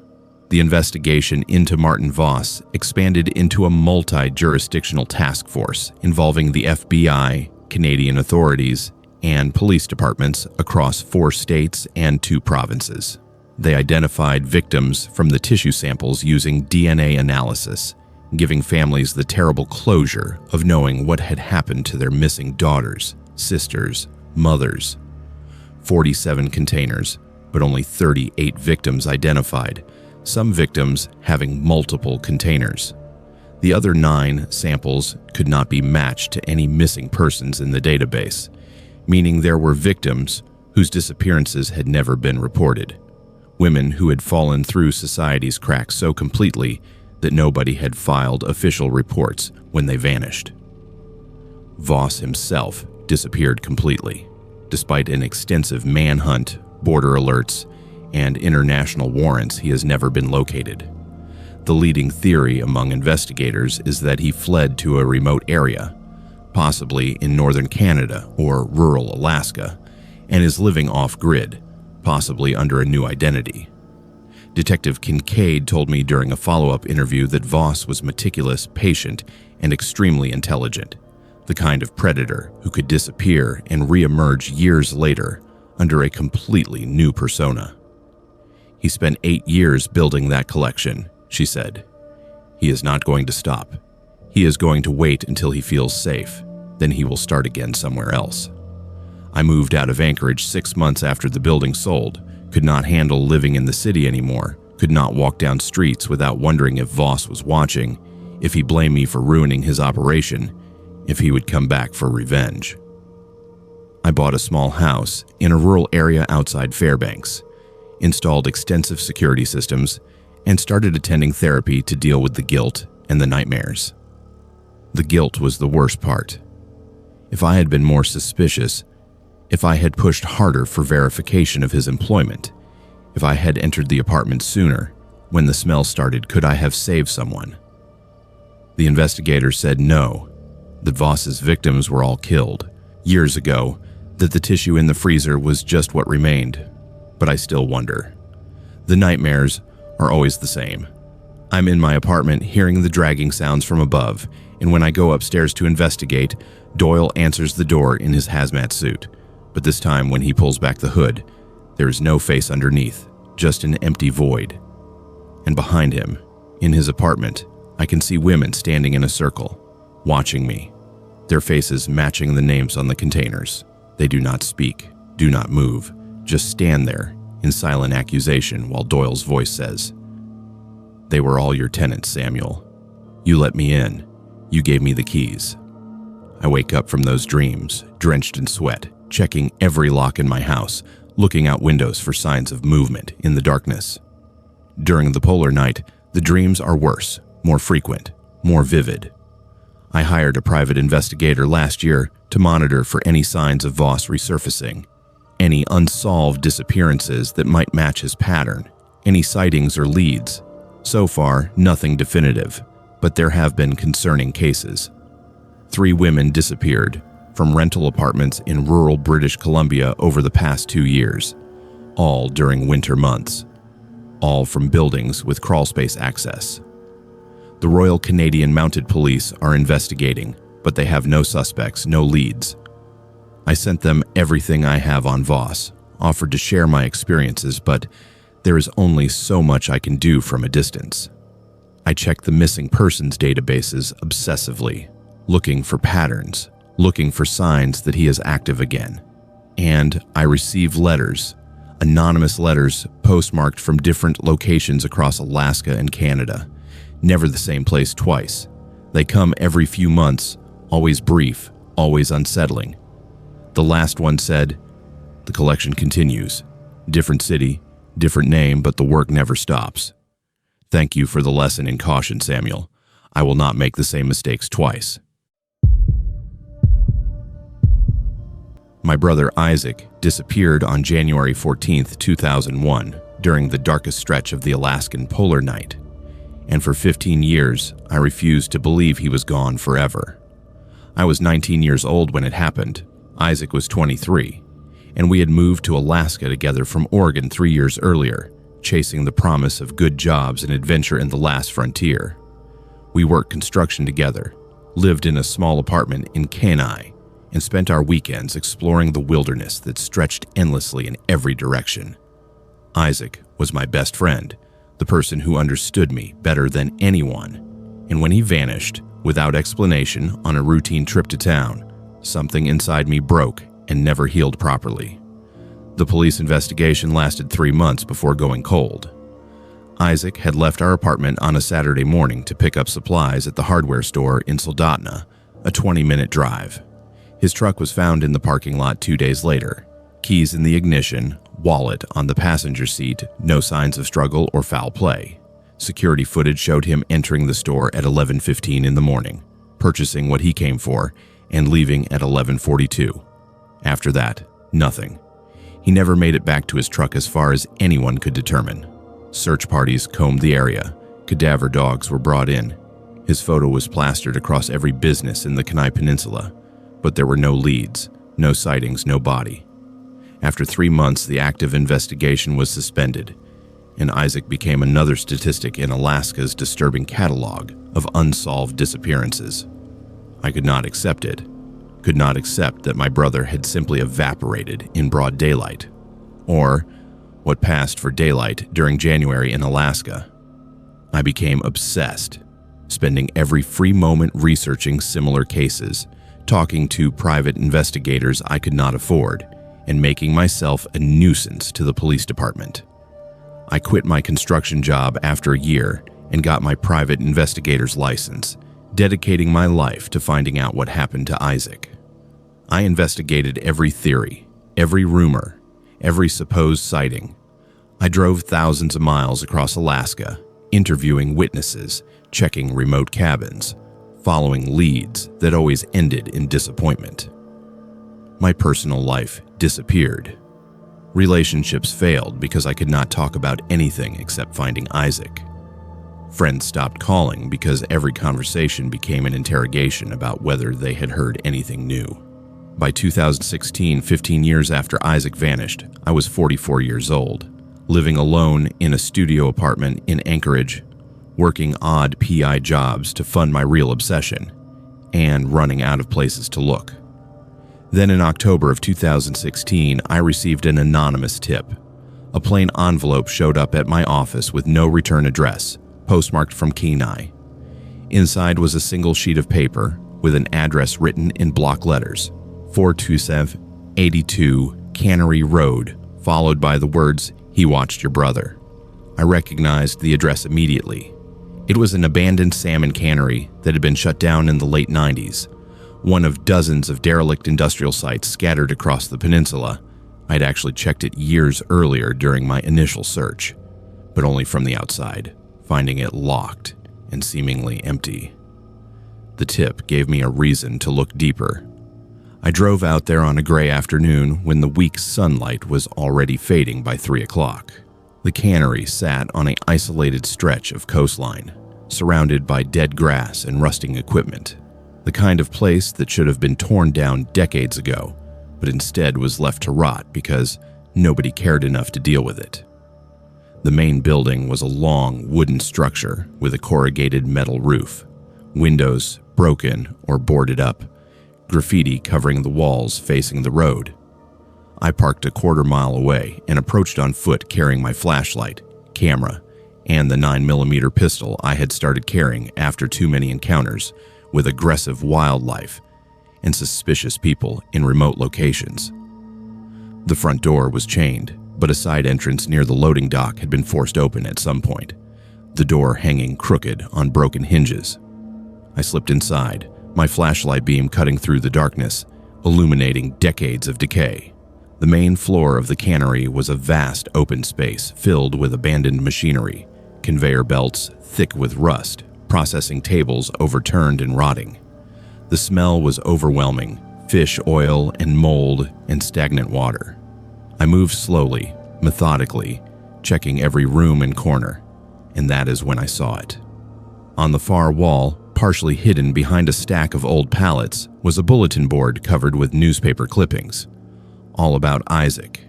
Every article that had been written about his disappearance, carefully cut out and pinned in chronological order.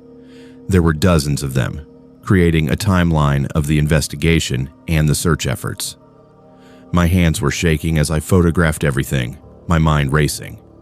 Someone had been following Isaac's case closely, obsessively, memorializing every detail. But it got worse.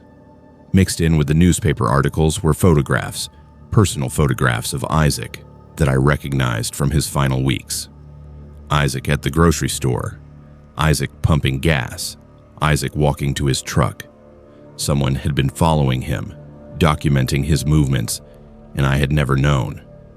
I pulled out my phone to call the police, but there was no signal this far out. I needed to keep searching, needed to gather as much evidence as possible before authorities arrived. I found the door to the basement almost by accident, hidden behind a fallen section of ceiling. The stairs descended into absolute darkness, the air growing colder with each step. My flashlight revealed a low ceiling space with concrete floors, probably used for refrigeration when the cannery was operational. But now it contained something else. In the center of the room, arranged in a perfect circle, were 9 sleeping bags, old and deteriorating but positioned with deliberate care. Next to each sleeping bag was a pile of personal items, wallets, phones, jewelry, clothing. I approached slowly, my heart hammering, and began examining the items. Every wallet contained identification. Every phone had a lock screen with someone's photo. These were belongings from 9 different people, and when I started checking the names against my memory, and my phone saved files of Alaska missing persons cases, matches started appearing. Sarah Brennan, missing from Homer in 1998. David Walsh, vanished from Seward in 1999. Jennifer Cho disappeared from Soldotna in 2000. And there, in the 4th sleeping bags collection, was Isaac's wallet, his phone, and his college class ring that my parents had given him for graduation. I had to sit down, had to breathe through the wave of emotion that threatened to overwhelm me. Isaac had been here. Someone had brought him here, along with 8 other victims. But where were the bodies? I searched the basement thoroughly, looking for any sign of graves or remains, but found nothing except the arranged items. Then I discovered the journals. They were stacked in a corner, maybe 20 spiral notebooks, the kind you buy at any drugstore. I opened the top one and immediately recognized the handwriting as the same block letters from the anonymous tip. The journal entries were dated, starting in 1997 and continuing through early 2001, written by someone who signed each entry as Night Watchman, though I suspected that was not a real name. The writings were disturbing, meticulous descriptions of watching people, learning their routines, identifying vulnerabilities. The Night Watchman wrote about selecting targets carefully, people who were alone, who would not be immediately missed, who fit certain criteria I could not quite discern. He wrote about bringing them to the cannery, about what he called the collection process, about the satisfaction of having complete control during the long, dark months when nobody ventured to remote locations. The final entry was dated January 13th, 2001, the night before Isaac disappeared. Tomorrow, the collection will be complete. 9 is the right number. 9 sleeping bags arranged in the circle. 9 souls to keep me company through the darkness. Isaac Cooper will be the last. I have been watching him for 3 weeks. He is perfect, strong, healthy, unaware. He will complete the collection.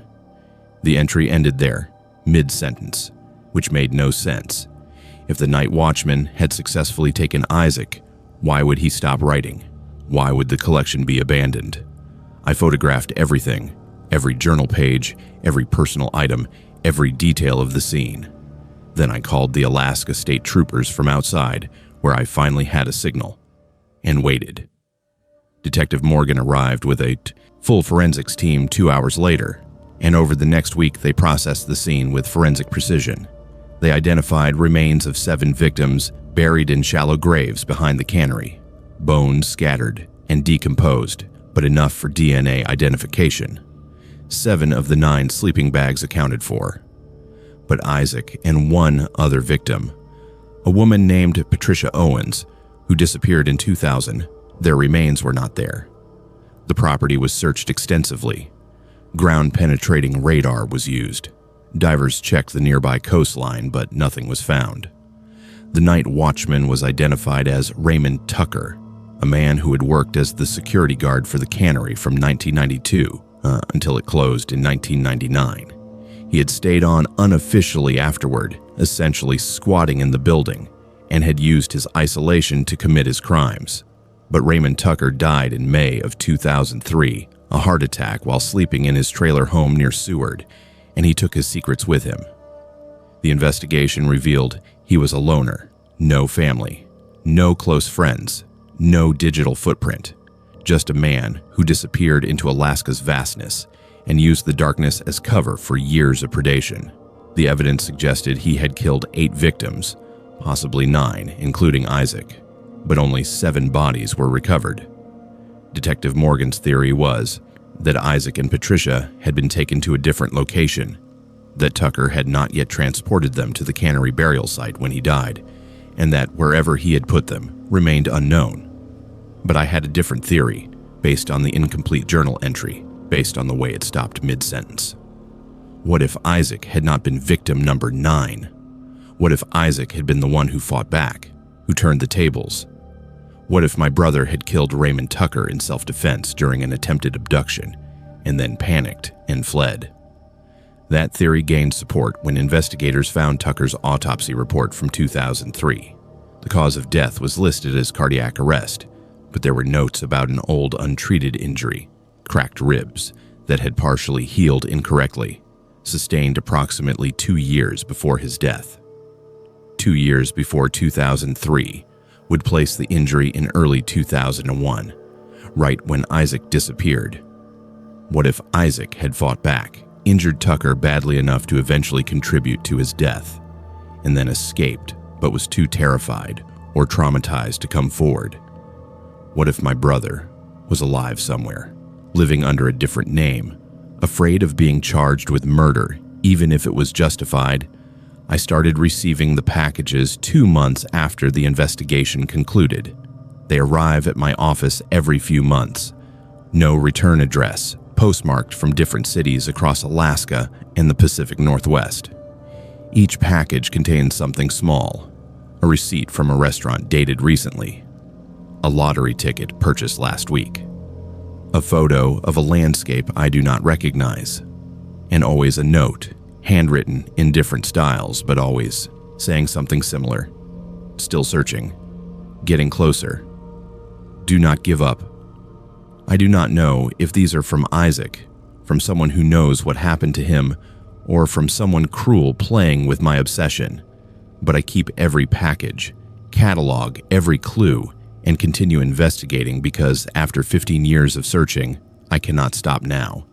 And sometimes, late at night, I receive phone calls from blocked numbers. When I answer, there's only silence, breathing on the other end, and then disconnection. I tell myself it is Isaac, that he is alive and watching me, that someday he will be ready to come home. But I also know it could be something darker, someone connected to Raymond Tucker, someone who was part of a network I have not yet uncovered. The investigation into the cannery revealed Tucker's crimes, but it also raised new questions. Why did the anonymous tip arrive when it did? Who knew about the cannery and wanted me to find it? And what happened to Isaac and Patricia, whose bodies were never recovered? I am now 54 years old, still living in Anchorage, still working as a private investigator, still spending every winter searching remote locations during the polar night when the darkness reminds me of the night Isaac vanished. And I will keep searching until I find answers, because not knowing is worse than any truth could be. I took the job as a fire lookout in Tongass National Forest because I wanted solitude, wanted to escape the noise and complications of my life in Seattle, and the position seemed perfect for what I needed. It was November of 2022. I was 38 years old, freshly divorced, and the National Forest Service was looking for someone willing to staff a remote tower during the off-season polar night for maintenance and weather monitoring work. The pay was decent. The isolation was exactly what I craved, and the idea of spending 3 months alone in the wilderness appealed to the part of me that had always felt more comfortable with trees than people. The tower was designated Fire Lookout Station 17, located deep in the Tongass on the Alaska Panhandle, accessible only by helicopter or a grueling 8-hour hike from the nearest logging road. My supervisor, a weathered forestry veteran named Robert, flew me out on November 5th in a small helicopter, the trees below us stretching endlessly in every direction, dark green and dusted with early snow. The tower itself was a 60-foot steel structure with a small enclosed observation room at the top, maybe 12 feet square, with windows on all sides, and a trapdoor in the floor that led down a ladder to a small supply room and sleeping area below. Robert gave me the orientation while the helicopter pilot waited impatiently, explaining the radio protocols, the weather monitoring equipment, the backup generator, and the emergency supplies. "You will be alone out here," he said, stating the obvious. "Cell service is non-existent. Radio is your only communication, and even that can be spotty depending on weather. You good with that?" I told him I was. He looked skeptical, but did not argue. "Previous lookouts have reported some strange things during the polar night," he added carefully. "Probably just isolation getting to people, but keep your head on straight. And if you need an emergency extraction, we can be here in about 3 hours, weather permitting." The first 2 nights were exactly what I expected. Peaceful, quiet, nothing but the sound of wind through the trees and the occasional call of a raven. I spent my days checking the weather instruments, monitoring the radio for any activity from the ranger stations to the south, reading books I had brought, and watching the brief periods of twilight that passed for daylight. The darkness did not bother me. I found it calming, meditative, a heavy blanket that made the small observation room feel safe and contained. But on the third night, November 8th, I saw the lights for the first time. It was just after midnight when I noticed them through the north-facing window, small points of light moving through the forest about half a mile away. At first, I thought they were flashlights, maybe hikers or hunters who had gotten lost, but the pattern was wrong. There were at least 15 lights, moving in a coordinated search pattern, sweeping back and forth through the trees like they were looking for something specific. I grabbed my binoculars and tried to get a better look, but the distance and the darkness made it impossible to see details. I immediately radioed the ranger station using the emergency frequency. "Station 17 to base. Do we have any personnel authorized in my sector? I am seeing multiple lights moving through the forest, approximately half a mile north of my position." The response came from the night dispatcher, a woman named Carol who sounded half asleep. "Station 17, negative. No personnel authorized in your sector. Can you describe what you're seeing?" I gave her the details, and she promised to check with other departments and call back. 20 minutes later, she confirmed that no one should be in that area. No research teams, no hunting parties with permits, no maintenance crews. "Probably poachers," she suggested. "They sometimes operate at night during the off-season. Keep monitoring and let us know if they get closer to the tower." But the lights did not behave like poachers. They moved with military precision, maintaining formation, covering ground systematically. And they were getting closer. Over the next hour, they advanced from half a mile to a quarter mile, always maintaining that search pattern, always moving toward the tower.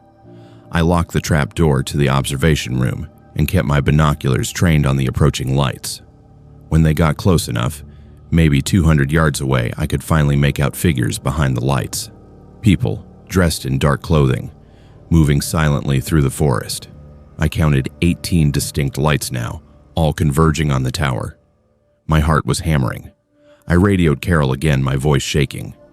"They are approaching the tower. 18 people in formation. I need backup out here." Carol's response was maddeningly calm. "Station 17, I have contacted Alaska State Troopers, but the nearest unit is 4 hours away. Can you secure yourself? Do you feel threatened?" Before I could answer, I heard footsteps on the tower stairs, multiple sets of feet climbing the steel ladder that led to my position. I grabbed the only weapon I had, a heavy flashlight, and backed into the corner farthest from the trap door. The footsteps reached the platform outside the observation room, and I waited for someone to try the door, to bang on it, to announce themselves. But nothing happened. The footsteps just stopped, and there was silence. I waited for 5 minutes, barely breathing, then carefully approached one of the windows and looked down. There was no one there. The platform was empty. But when I looked out across the forest, the lights were still there, stationary now, arranged in a circle around the base of the tower, watching.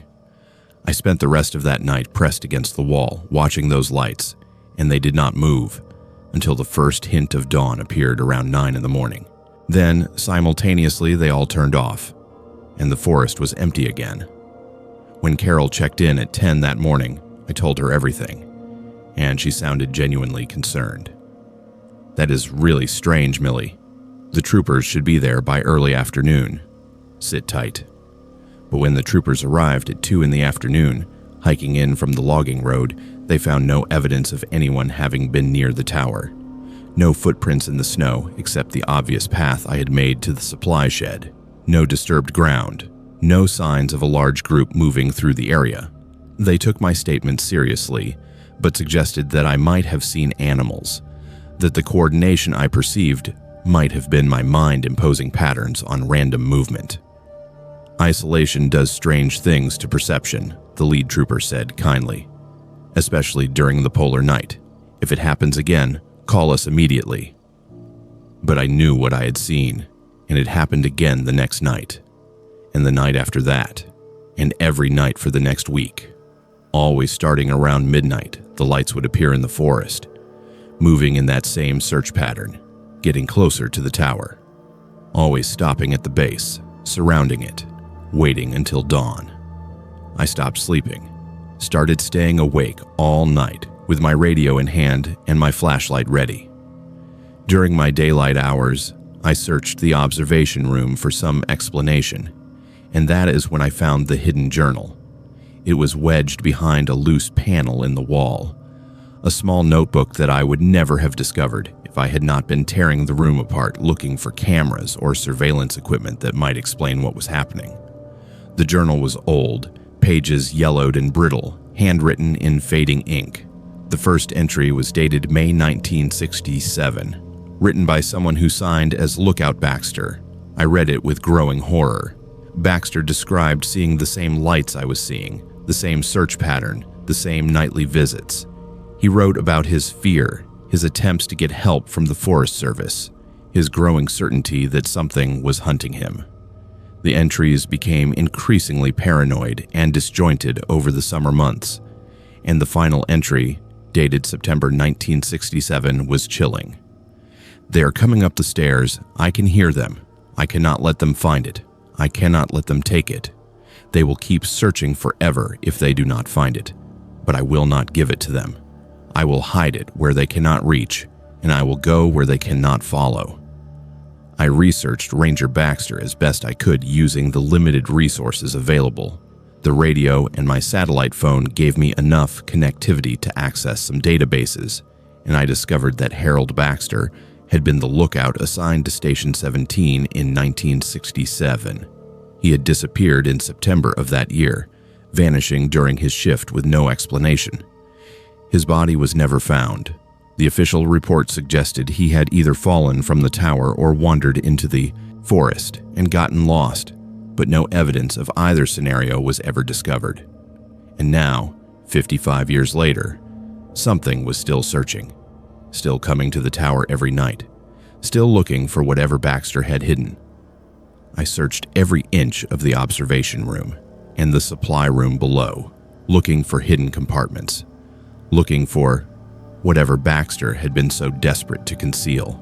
And I found it under the floorboards in the supply room, a waterproof evidence bag, the kind police use, sealed and labeled. Inside was jewelry, women's jewelry, earrings and necklaces and rings, at least 30 pieces, all different styles, all carefully preserved. And there was a piece of paper, a list of names written in Baxter's handwriting, names matched to descriptions of each piece of jewelry. I recognized some of the names from Alaska history, women who had gone missing in the 1960s, cases that had never been solved. The final line on the list made my blood freeze. Evidence of HM from 1962 through 1967. 5 victims confirmed, possible others. HM was searching for evidence. I took it. HM will never stop. I photographed everything and called the Alaska State Troopers immediately, demanding that they send someone back out, that this was bigger than strange lights, that I had evidence of multiple homicides. Detective Harrison arrived 2 days later with a full investigative team, and they took the evidence bag, the journal, and my photographs. The jewelry was analyzed and matched to 5 women who had disappeared between 1962 and 1967 in southeast Alaska. The investigation concluded that someone with the initials HM, possibly Harold Morrison or Henry Matthews, both men who had lived in the area during that time period, had been a serial killer, and that Ranger Baxter had somehow discovered the evidence and hidden it, perhaps as insurance, or perhaps planning to turn it in, but afraid of retaliation. Both HM candidates were dead by the time the investigation was completed, Morrison in 1973 and Matthews in 1981, so no prosecution was possible. But the detective could not explain the lights, could not explain who or what was still searching the forest every night. I told Harrison everything, showed him my logs documenting each appearance, and he looked at me with something like pity. "There is no one out there, Millie. We have had teams searching for 2 days. No camps, no vehicles, no evidence anyone has been in this area except you and us." But I knew better. I knew they were real, and I knew they would keep coming until they found what they were looking for.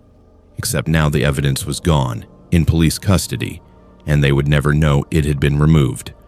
I requested an emergency transfer after 3 weeks. Could not handle another night watching those lights surround the tower. The Forest Service accommodated me, and I was extracted by helicopter on November 29th.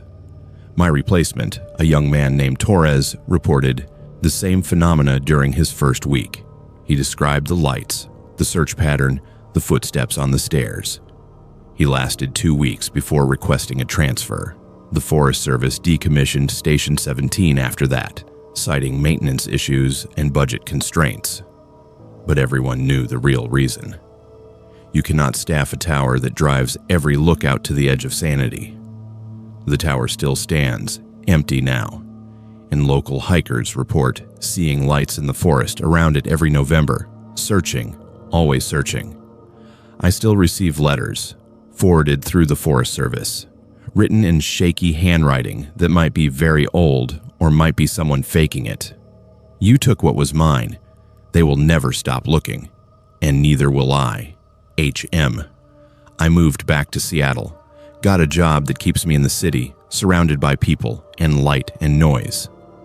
But during November, when the days get short and the darkness presses close, I dream about those lights, about footsteps on steel stairs, about Baxter's final journal entry and what he meant when he said he would go where they could not follow.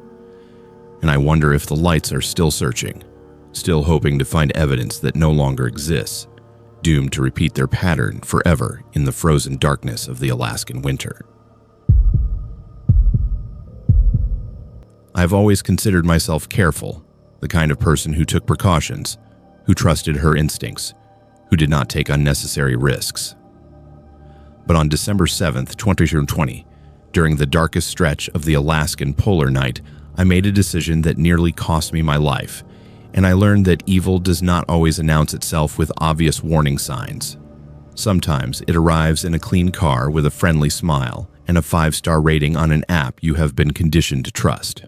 I was 26 years old that winter, a graduate student at the University of Alaska Anchorage studying environmental science and working part-time at the campus library to help pay for rent and groceries. December in Anchorage meant darkness by 3 in the afternoon, the sun barely clearing the horizon before sinking back down, leaving us with maybe 5 hours of dim twilight that hardly qualified as daylight. That particular evening, I had stayed late at the university library, finishing a research paper that was due the next morning. By the time I packed up my laptop and books, it was nearly 11 at night, and the campus was deserted, just a few security lights illuminating the pathways between buildings. My apartment was in Palmer, a 40-minute drive north on the Glen Highway, and I had taken the bus to campus that morning because my car was in the shop getting new tires. The last bus back to Palmer had left at 9, which meant I needed alternative transportation. I pulled out my phone and opened the rideshare app I had been using for 2 years without incident, the one with the purple logo that promised safe, reliable rides with background-checked drivers. The app showed several drivers nearby, and I selected the closest one, a driver named Greg with a 4.9-star rating based on over 3,000 rides. His profile photo showed a middle-aged man with a friendly smile, wearing glasses and a baseball cap. His vehicle was listed as a silver Honda CR-V, license plate matching what the app displayed. The estimated arrival time was 4 minutes, and the fare was $32, reasonable for the distance. While I waited in the library lobby, I did what I always did. I texted my roommate Sarah the driver's information, the license plate, and my estimated arrival time. She responded with a thumbs-up emoji and "be safe." The app notified me when Greg arrived, and I walked out into the cold December night, my breath forming clouds in the negative 10-degree air. The silver CR-V was idling at the curb, exactly where the app showed it should be, and I verified the license plate before approaching. Through the window, I could see the driver match the photo, middle-aged, glasses, friendly expression. He lowered the passenger window as I approached. "Evie?" he asked, confirming my name. I nodded and climbed into the back seat, settling in with my backpack beside me. The car was clean, smelled faintly of pine air freshener, and had the usual ride-share indicators, a phone mount on the dashboard displaying the navigation app, a small sign in the back window with the company logo. "Palmer, right," he confirmed, glancing at me in the rearview mirror. "Yep, the address should be in the app," I said, buckling my seatbelt. He pulled away from the curb smoothly, heading toward the exit from campus. The first 10 minutes were completely normal. Greg made small talk about the weather, asked about my studies, mentioned he had a daughter about my age who was also in college. He drove carefully, obeying speed limits, signaling his turns, following the route displayed on his phone.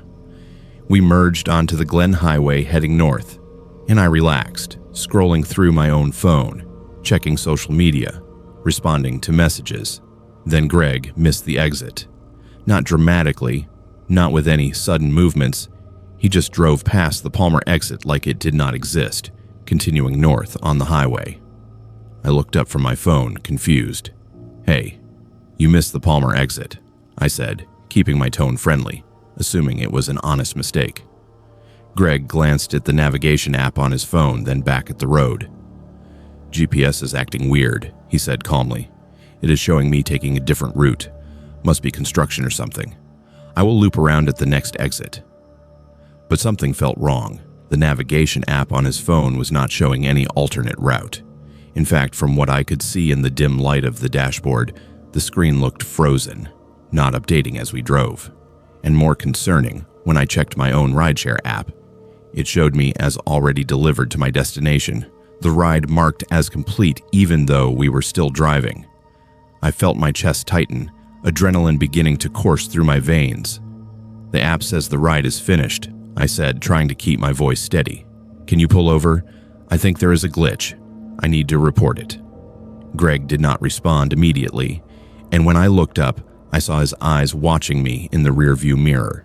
The friendly expression was gone, replaced with something else, something calculating.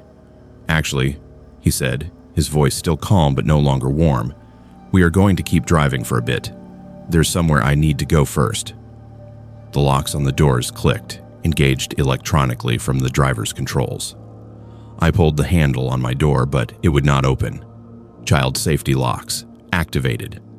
My mind raced, trying to process what was happening, trying to reconcile the verified driver, the high rating, the legitimate-looking setup, with the reality that I was now locked in a car with someone who was taking me somewhere I had not agreed to go. I forced myself to stay calm, to think. My phone was in my hand, but we were on a remote stretch of highway with no buildings, no other cars visible, and I had no idea how long it would take police to respond if I called.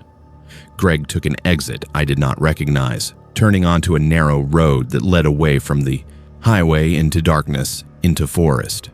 "Where are you taking me?" I asked, and I could hear the fear in my own voice now, could not hide it anymore. "Somewhere quiet," Greg said. "Somewhere we can talk without interruptions. You seem like a nice girl, Evie. Smart. I've been watching your pickup patterns for 3 weeks now, ever since you used the service to get home from that concert in November. Late night rides, always alone, always trusting. The app makes it so easy." I looked down at my phone and saw that I still had service, barely, 1 bar. I needed to act, needed to do something before we got to wherever he was taking me. And then I remembered the pepper spray on my keychain, sitting in my coat pocket. But more importantly, I remembered something my self-defense instructor had taught in a class I took freshman year.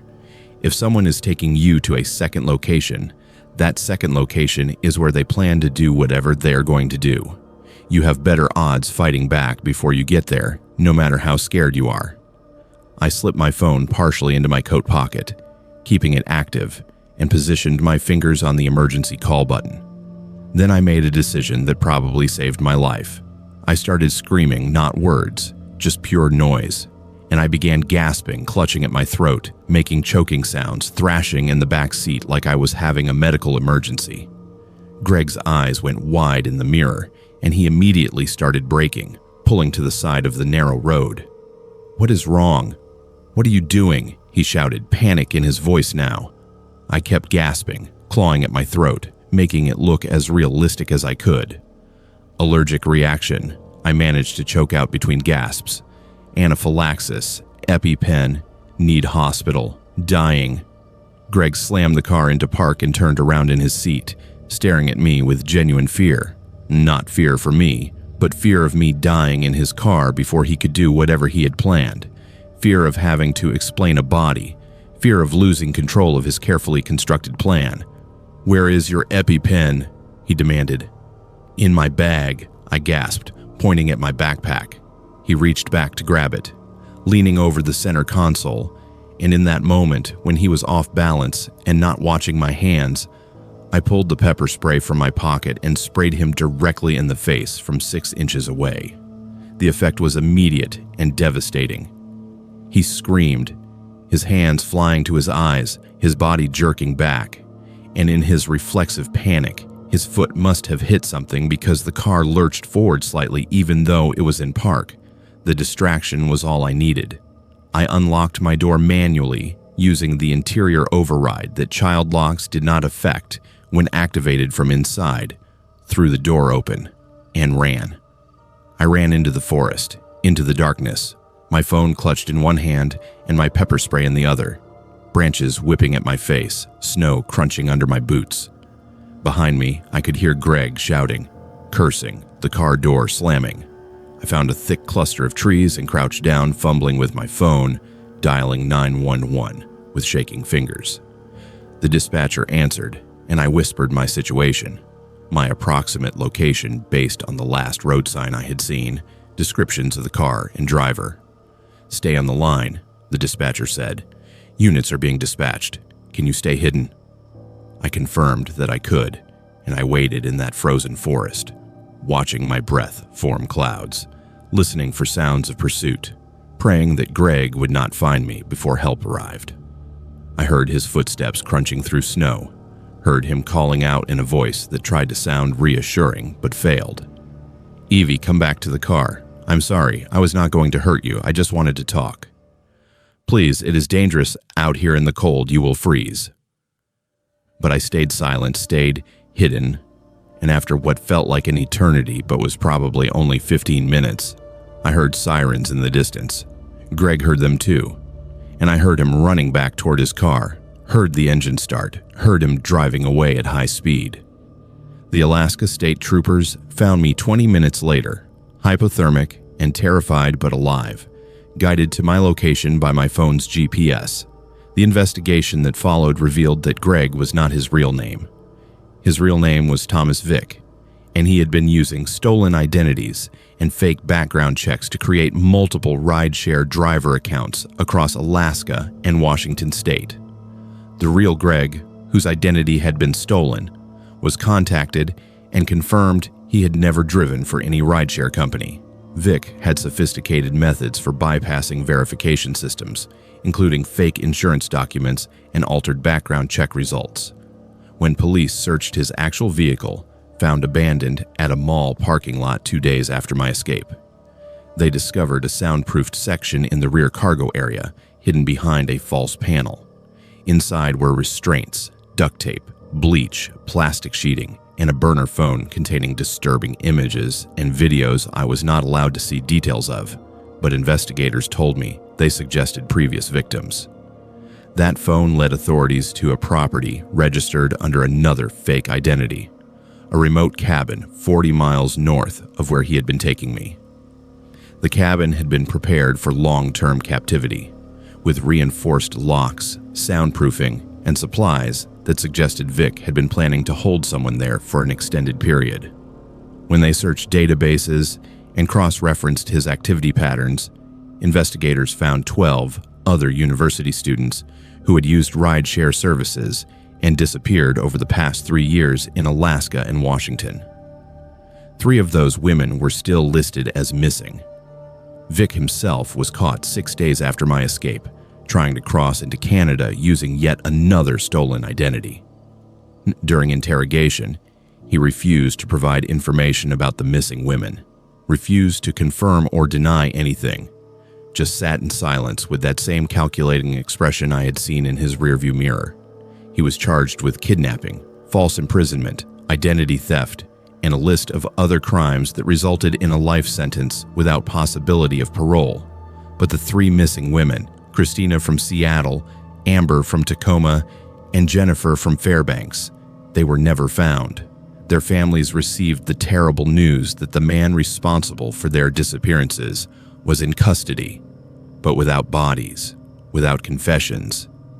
There was no closure, no answers about what had happened to them or where they might be. I testified at Vick's trial, describing my experience, and I had to sit in a courtroom and listen to investigators describe what they found in that cabin, what they believed he had planned for me. The prosecutor told me afterward that my decision to fight back, to fake the allergic reaction and use the pepper spray, had definitely saved my life. If I had arrived at that cabin, I would have become victim number 4. I moved out of Alaska 3 months after the trial, could not handle living in a state where I had come so close to disappearing, where the darkness of winter now felt threatening instead of peaceful. I transferred to a university in California, finished my degree online, and now work for an environmental nonprofit in San Diego where the sun shines almost every day. But I will never use a rideshare service again. Cannot bring myself to get into a stranger's car, no matter how verified they appear to be. I drive everywhere now, or I take public transportation, or I walk, or I simply do not go. My roommate Sarah still texts me every time she hears about a woman going missing, asking if I am okay, reminding me that I survived, that I got away. But surviving does not mean forgetting. I still have nightmares about that frozen forest, about crouching in the darkness while Predator hunted for me. I still receive letters forwarded through the prosecutor's office. Letters from Thomas Vick, sent from prison. Always brief, always disturbing. The last one said, "You were so close to being perfect, Evie, the one that got away. But there will be others after I'm gone. The system is too easy to exploit. Someone is always watching, always planning, always waiting in a car with a fake smile and a 5-star rating.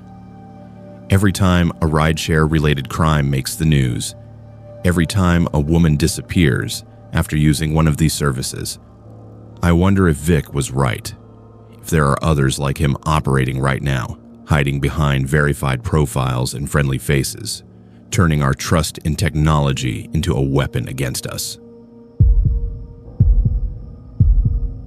I've lived in Juneau for 14 years, raised my 2 daughters here, built a life that felt safe and predictable in this small capital city where everyone knew their neighbors and crime statistics were reassuringly low.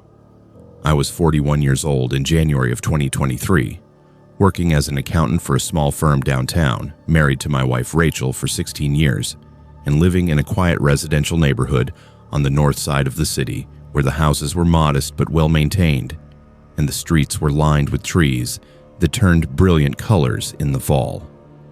Our daughters, Emma, who was 12, and Lily, who was 10, attended the local elementary school and spent their afternoons at soccer practice or piano lessons, living the kind of childhood that Rachel and I had worked hard to provide. We felt safe, we felt comfortable, and then the Townsend family moved in next door during the first week of January, right in the middle of the polar night when darkness dominated our days and the sun barely made an appearance above the southern horizon. The Townsends seemed perfect at first, exactly the kind of neighbors you hoped for. They were a couple in their early 50s, Richard and Margaret, who introduced themselves the day they moved in, bringing over fresh-baked cookies and expressing enthusiasm about joining the neighborhood. Richard said he was a retired civil engineer, and Margaret mentioned she had worked in education before they decided to relocate to Alaska for a quieter pace of life. They were friendly, polite, asked appropriate questions about the neighborhood and local services, and seemed genuinely interested in becoming part of the community.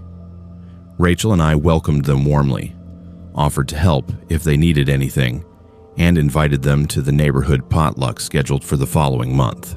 The first warning sign came 2 weeks after they moved in. Emma came home from school and mentioned that Mr. Townsend had been asking her questions about her room, about where it was located in the house, about what color she had painted the walls, about whether she had a good view from her window. When I asked why he was asking, Emma said he had offered to help her redecorate, said he was good at interior design and could give her some ideas.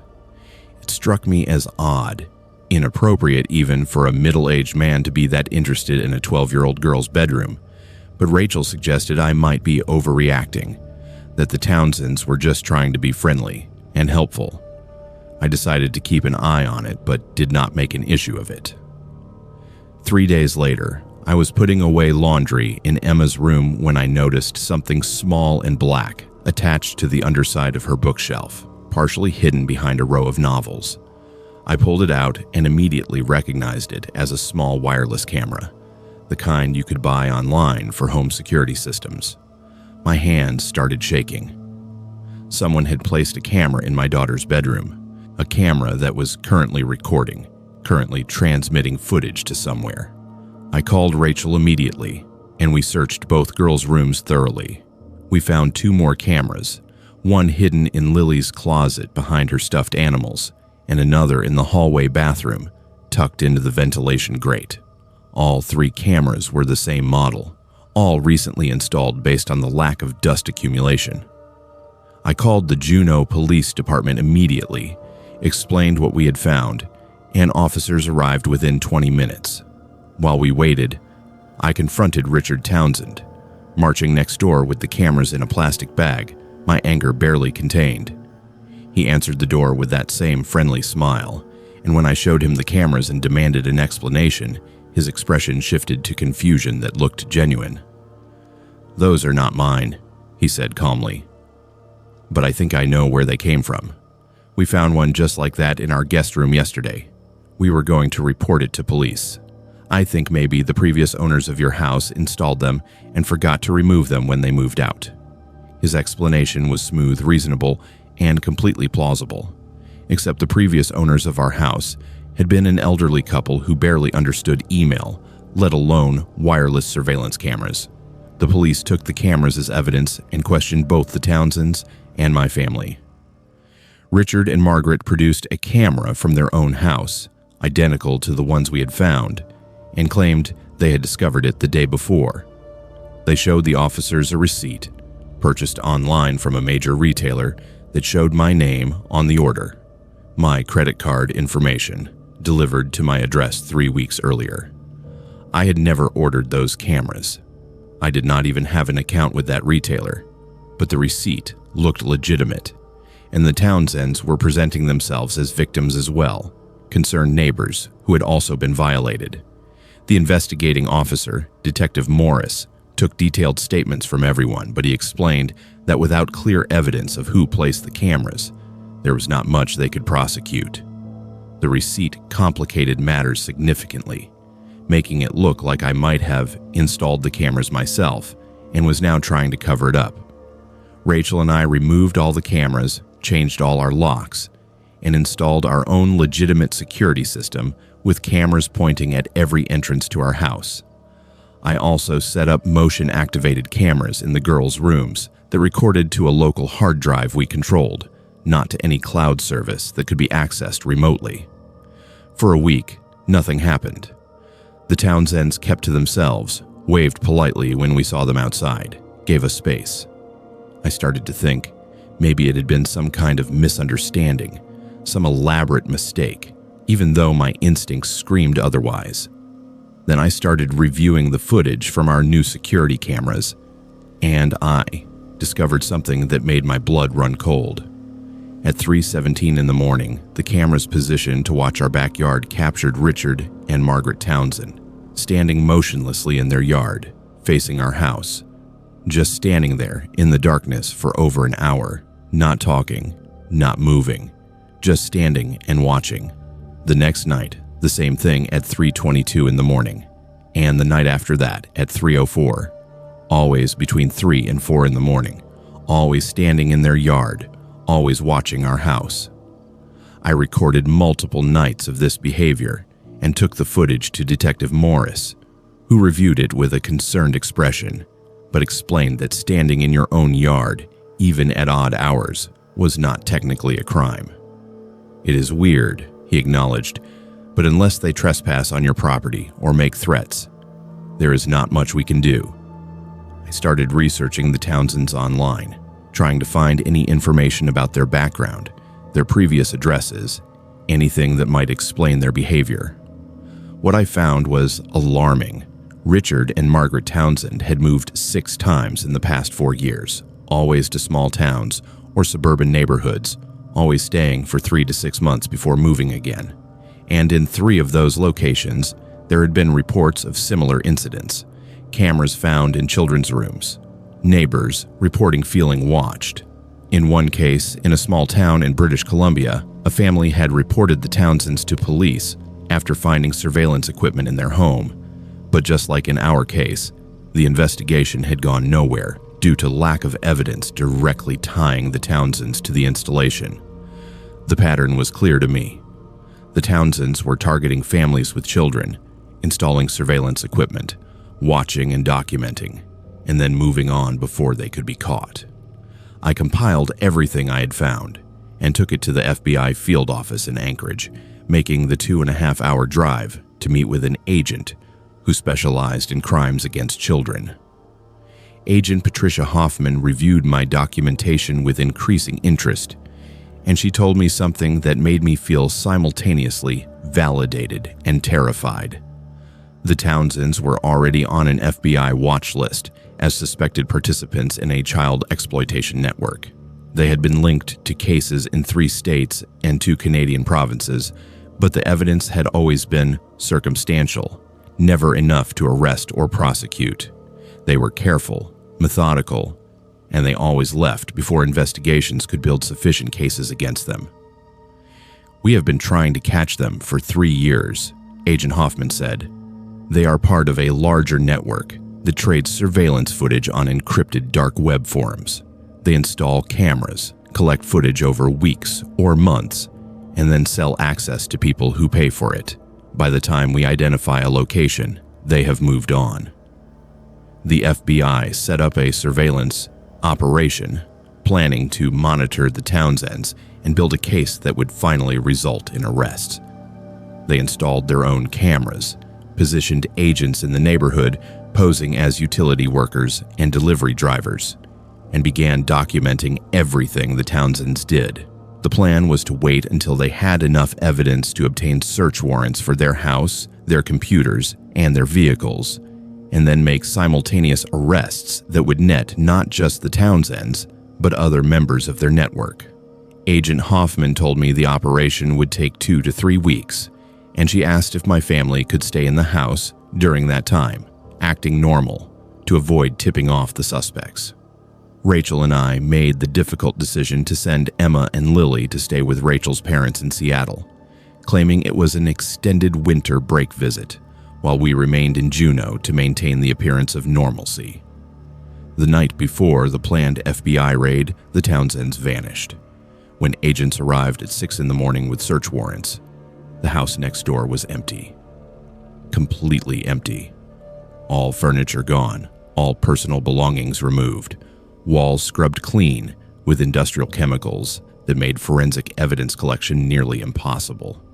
The only thing they left behind was a single SD card sitting on the kitchen counter, and when the FBI analyzed it, they found it contained hundreds of hours of footage from inside our house.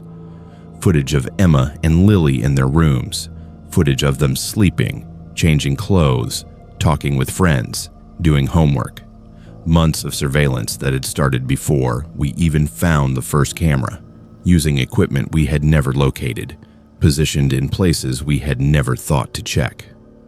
The footage had been edited, compiled into highlight reels, and according to the metadata, had been uploaded to dark web forums, where it had been downloaded 47 times by individuals across 6 countries.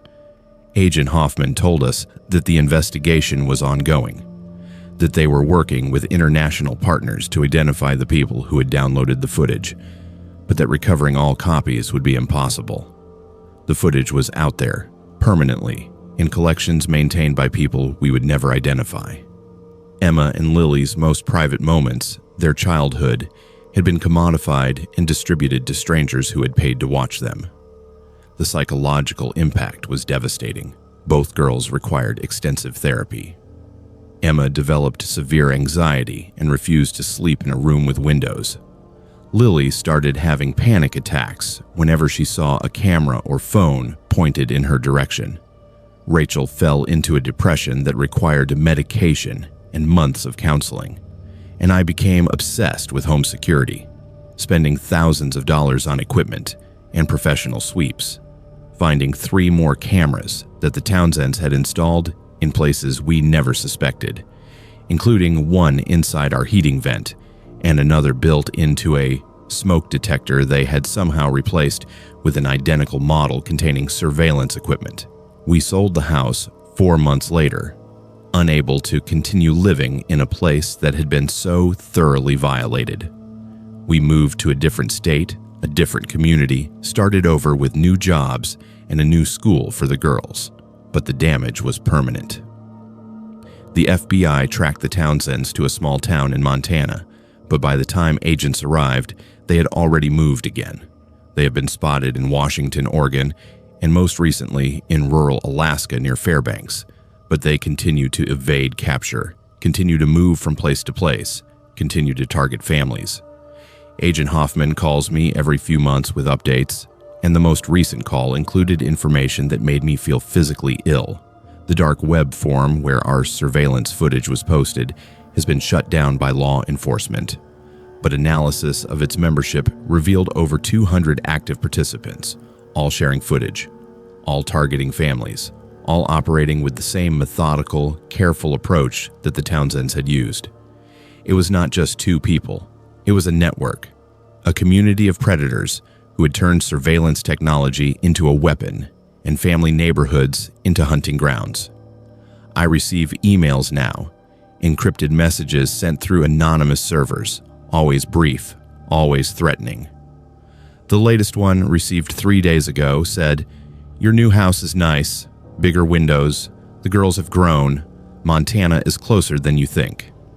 I have increased security again, installed more cameras, hired a private investigator to monitor for any signs of the Townsends in our area. But I know it is not enough. You cannot defend against people who have resources, patience, and a network supporting them. Every night, I check and recheck every room in my house. I examine smoke detectors, heating vents, electrical outlets, picture frames, anything that could conceal a camera. I have taught my daughters to be paranoid, to assume they are always being watched, to never feel safe in their own rooms. And I live with the knowledge that somewhere out there, strangers are watching footage of my children, footage I can never erase, footage that will exist forever in encrypted files passed between predators I will never be able to identify.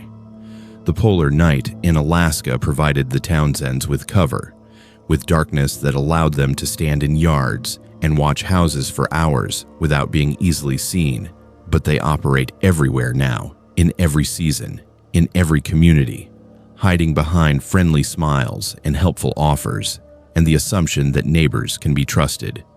And I spend every winter, when the days get short and the nights get long, wondering if they are watching again, wondering if they have found us, wondering if the darkness outside my windows hides someone standing motionless, patient, waiting for the perfect moment to violate our lives once more.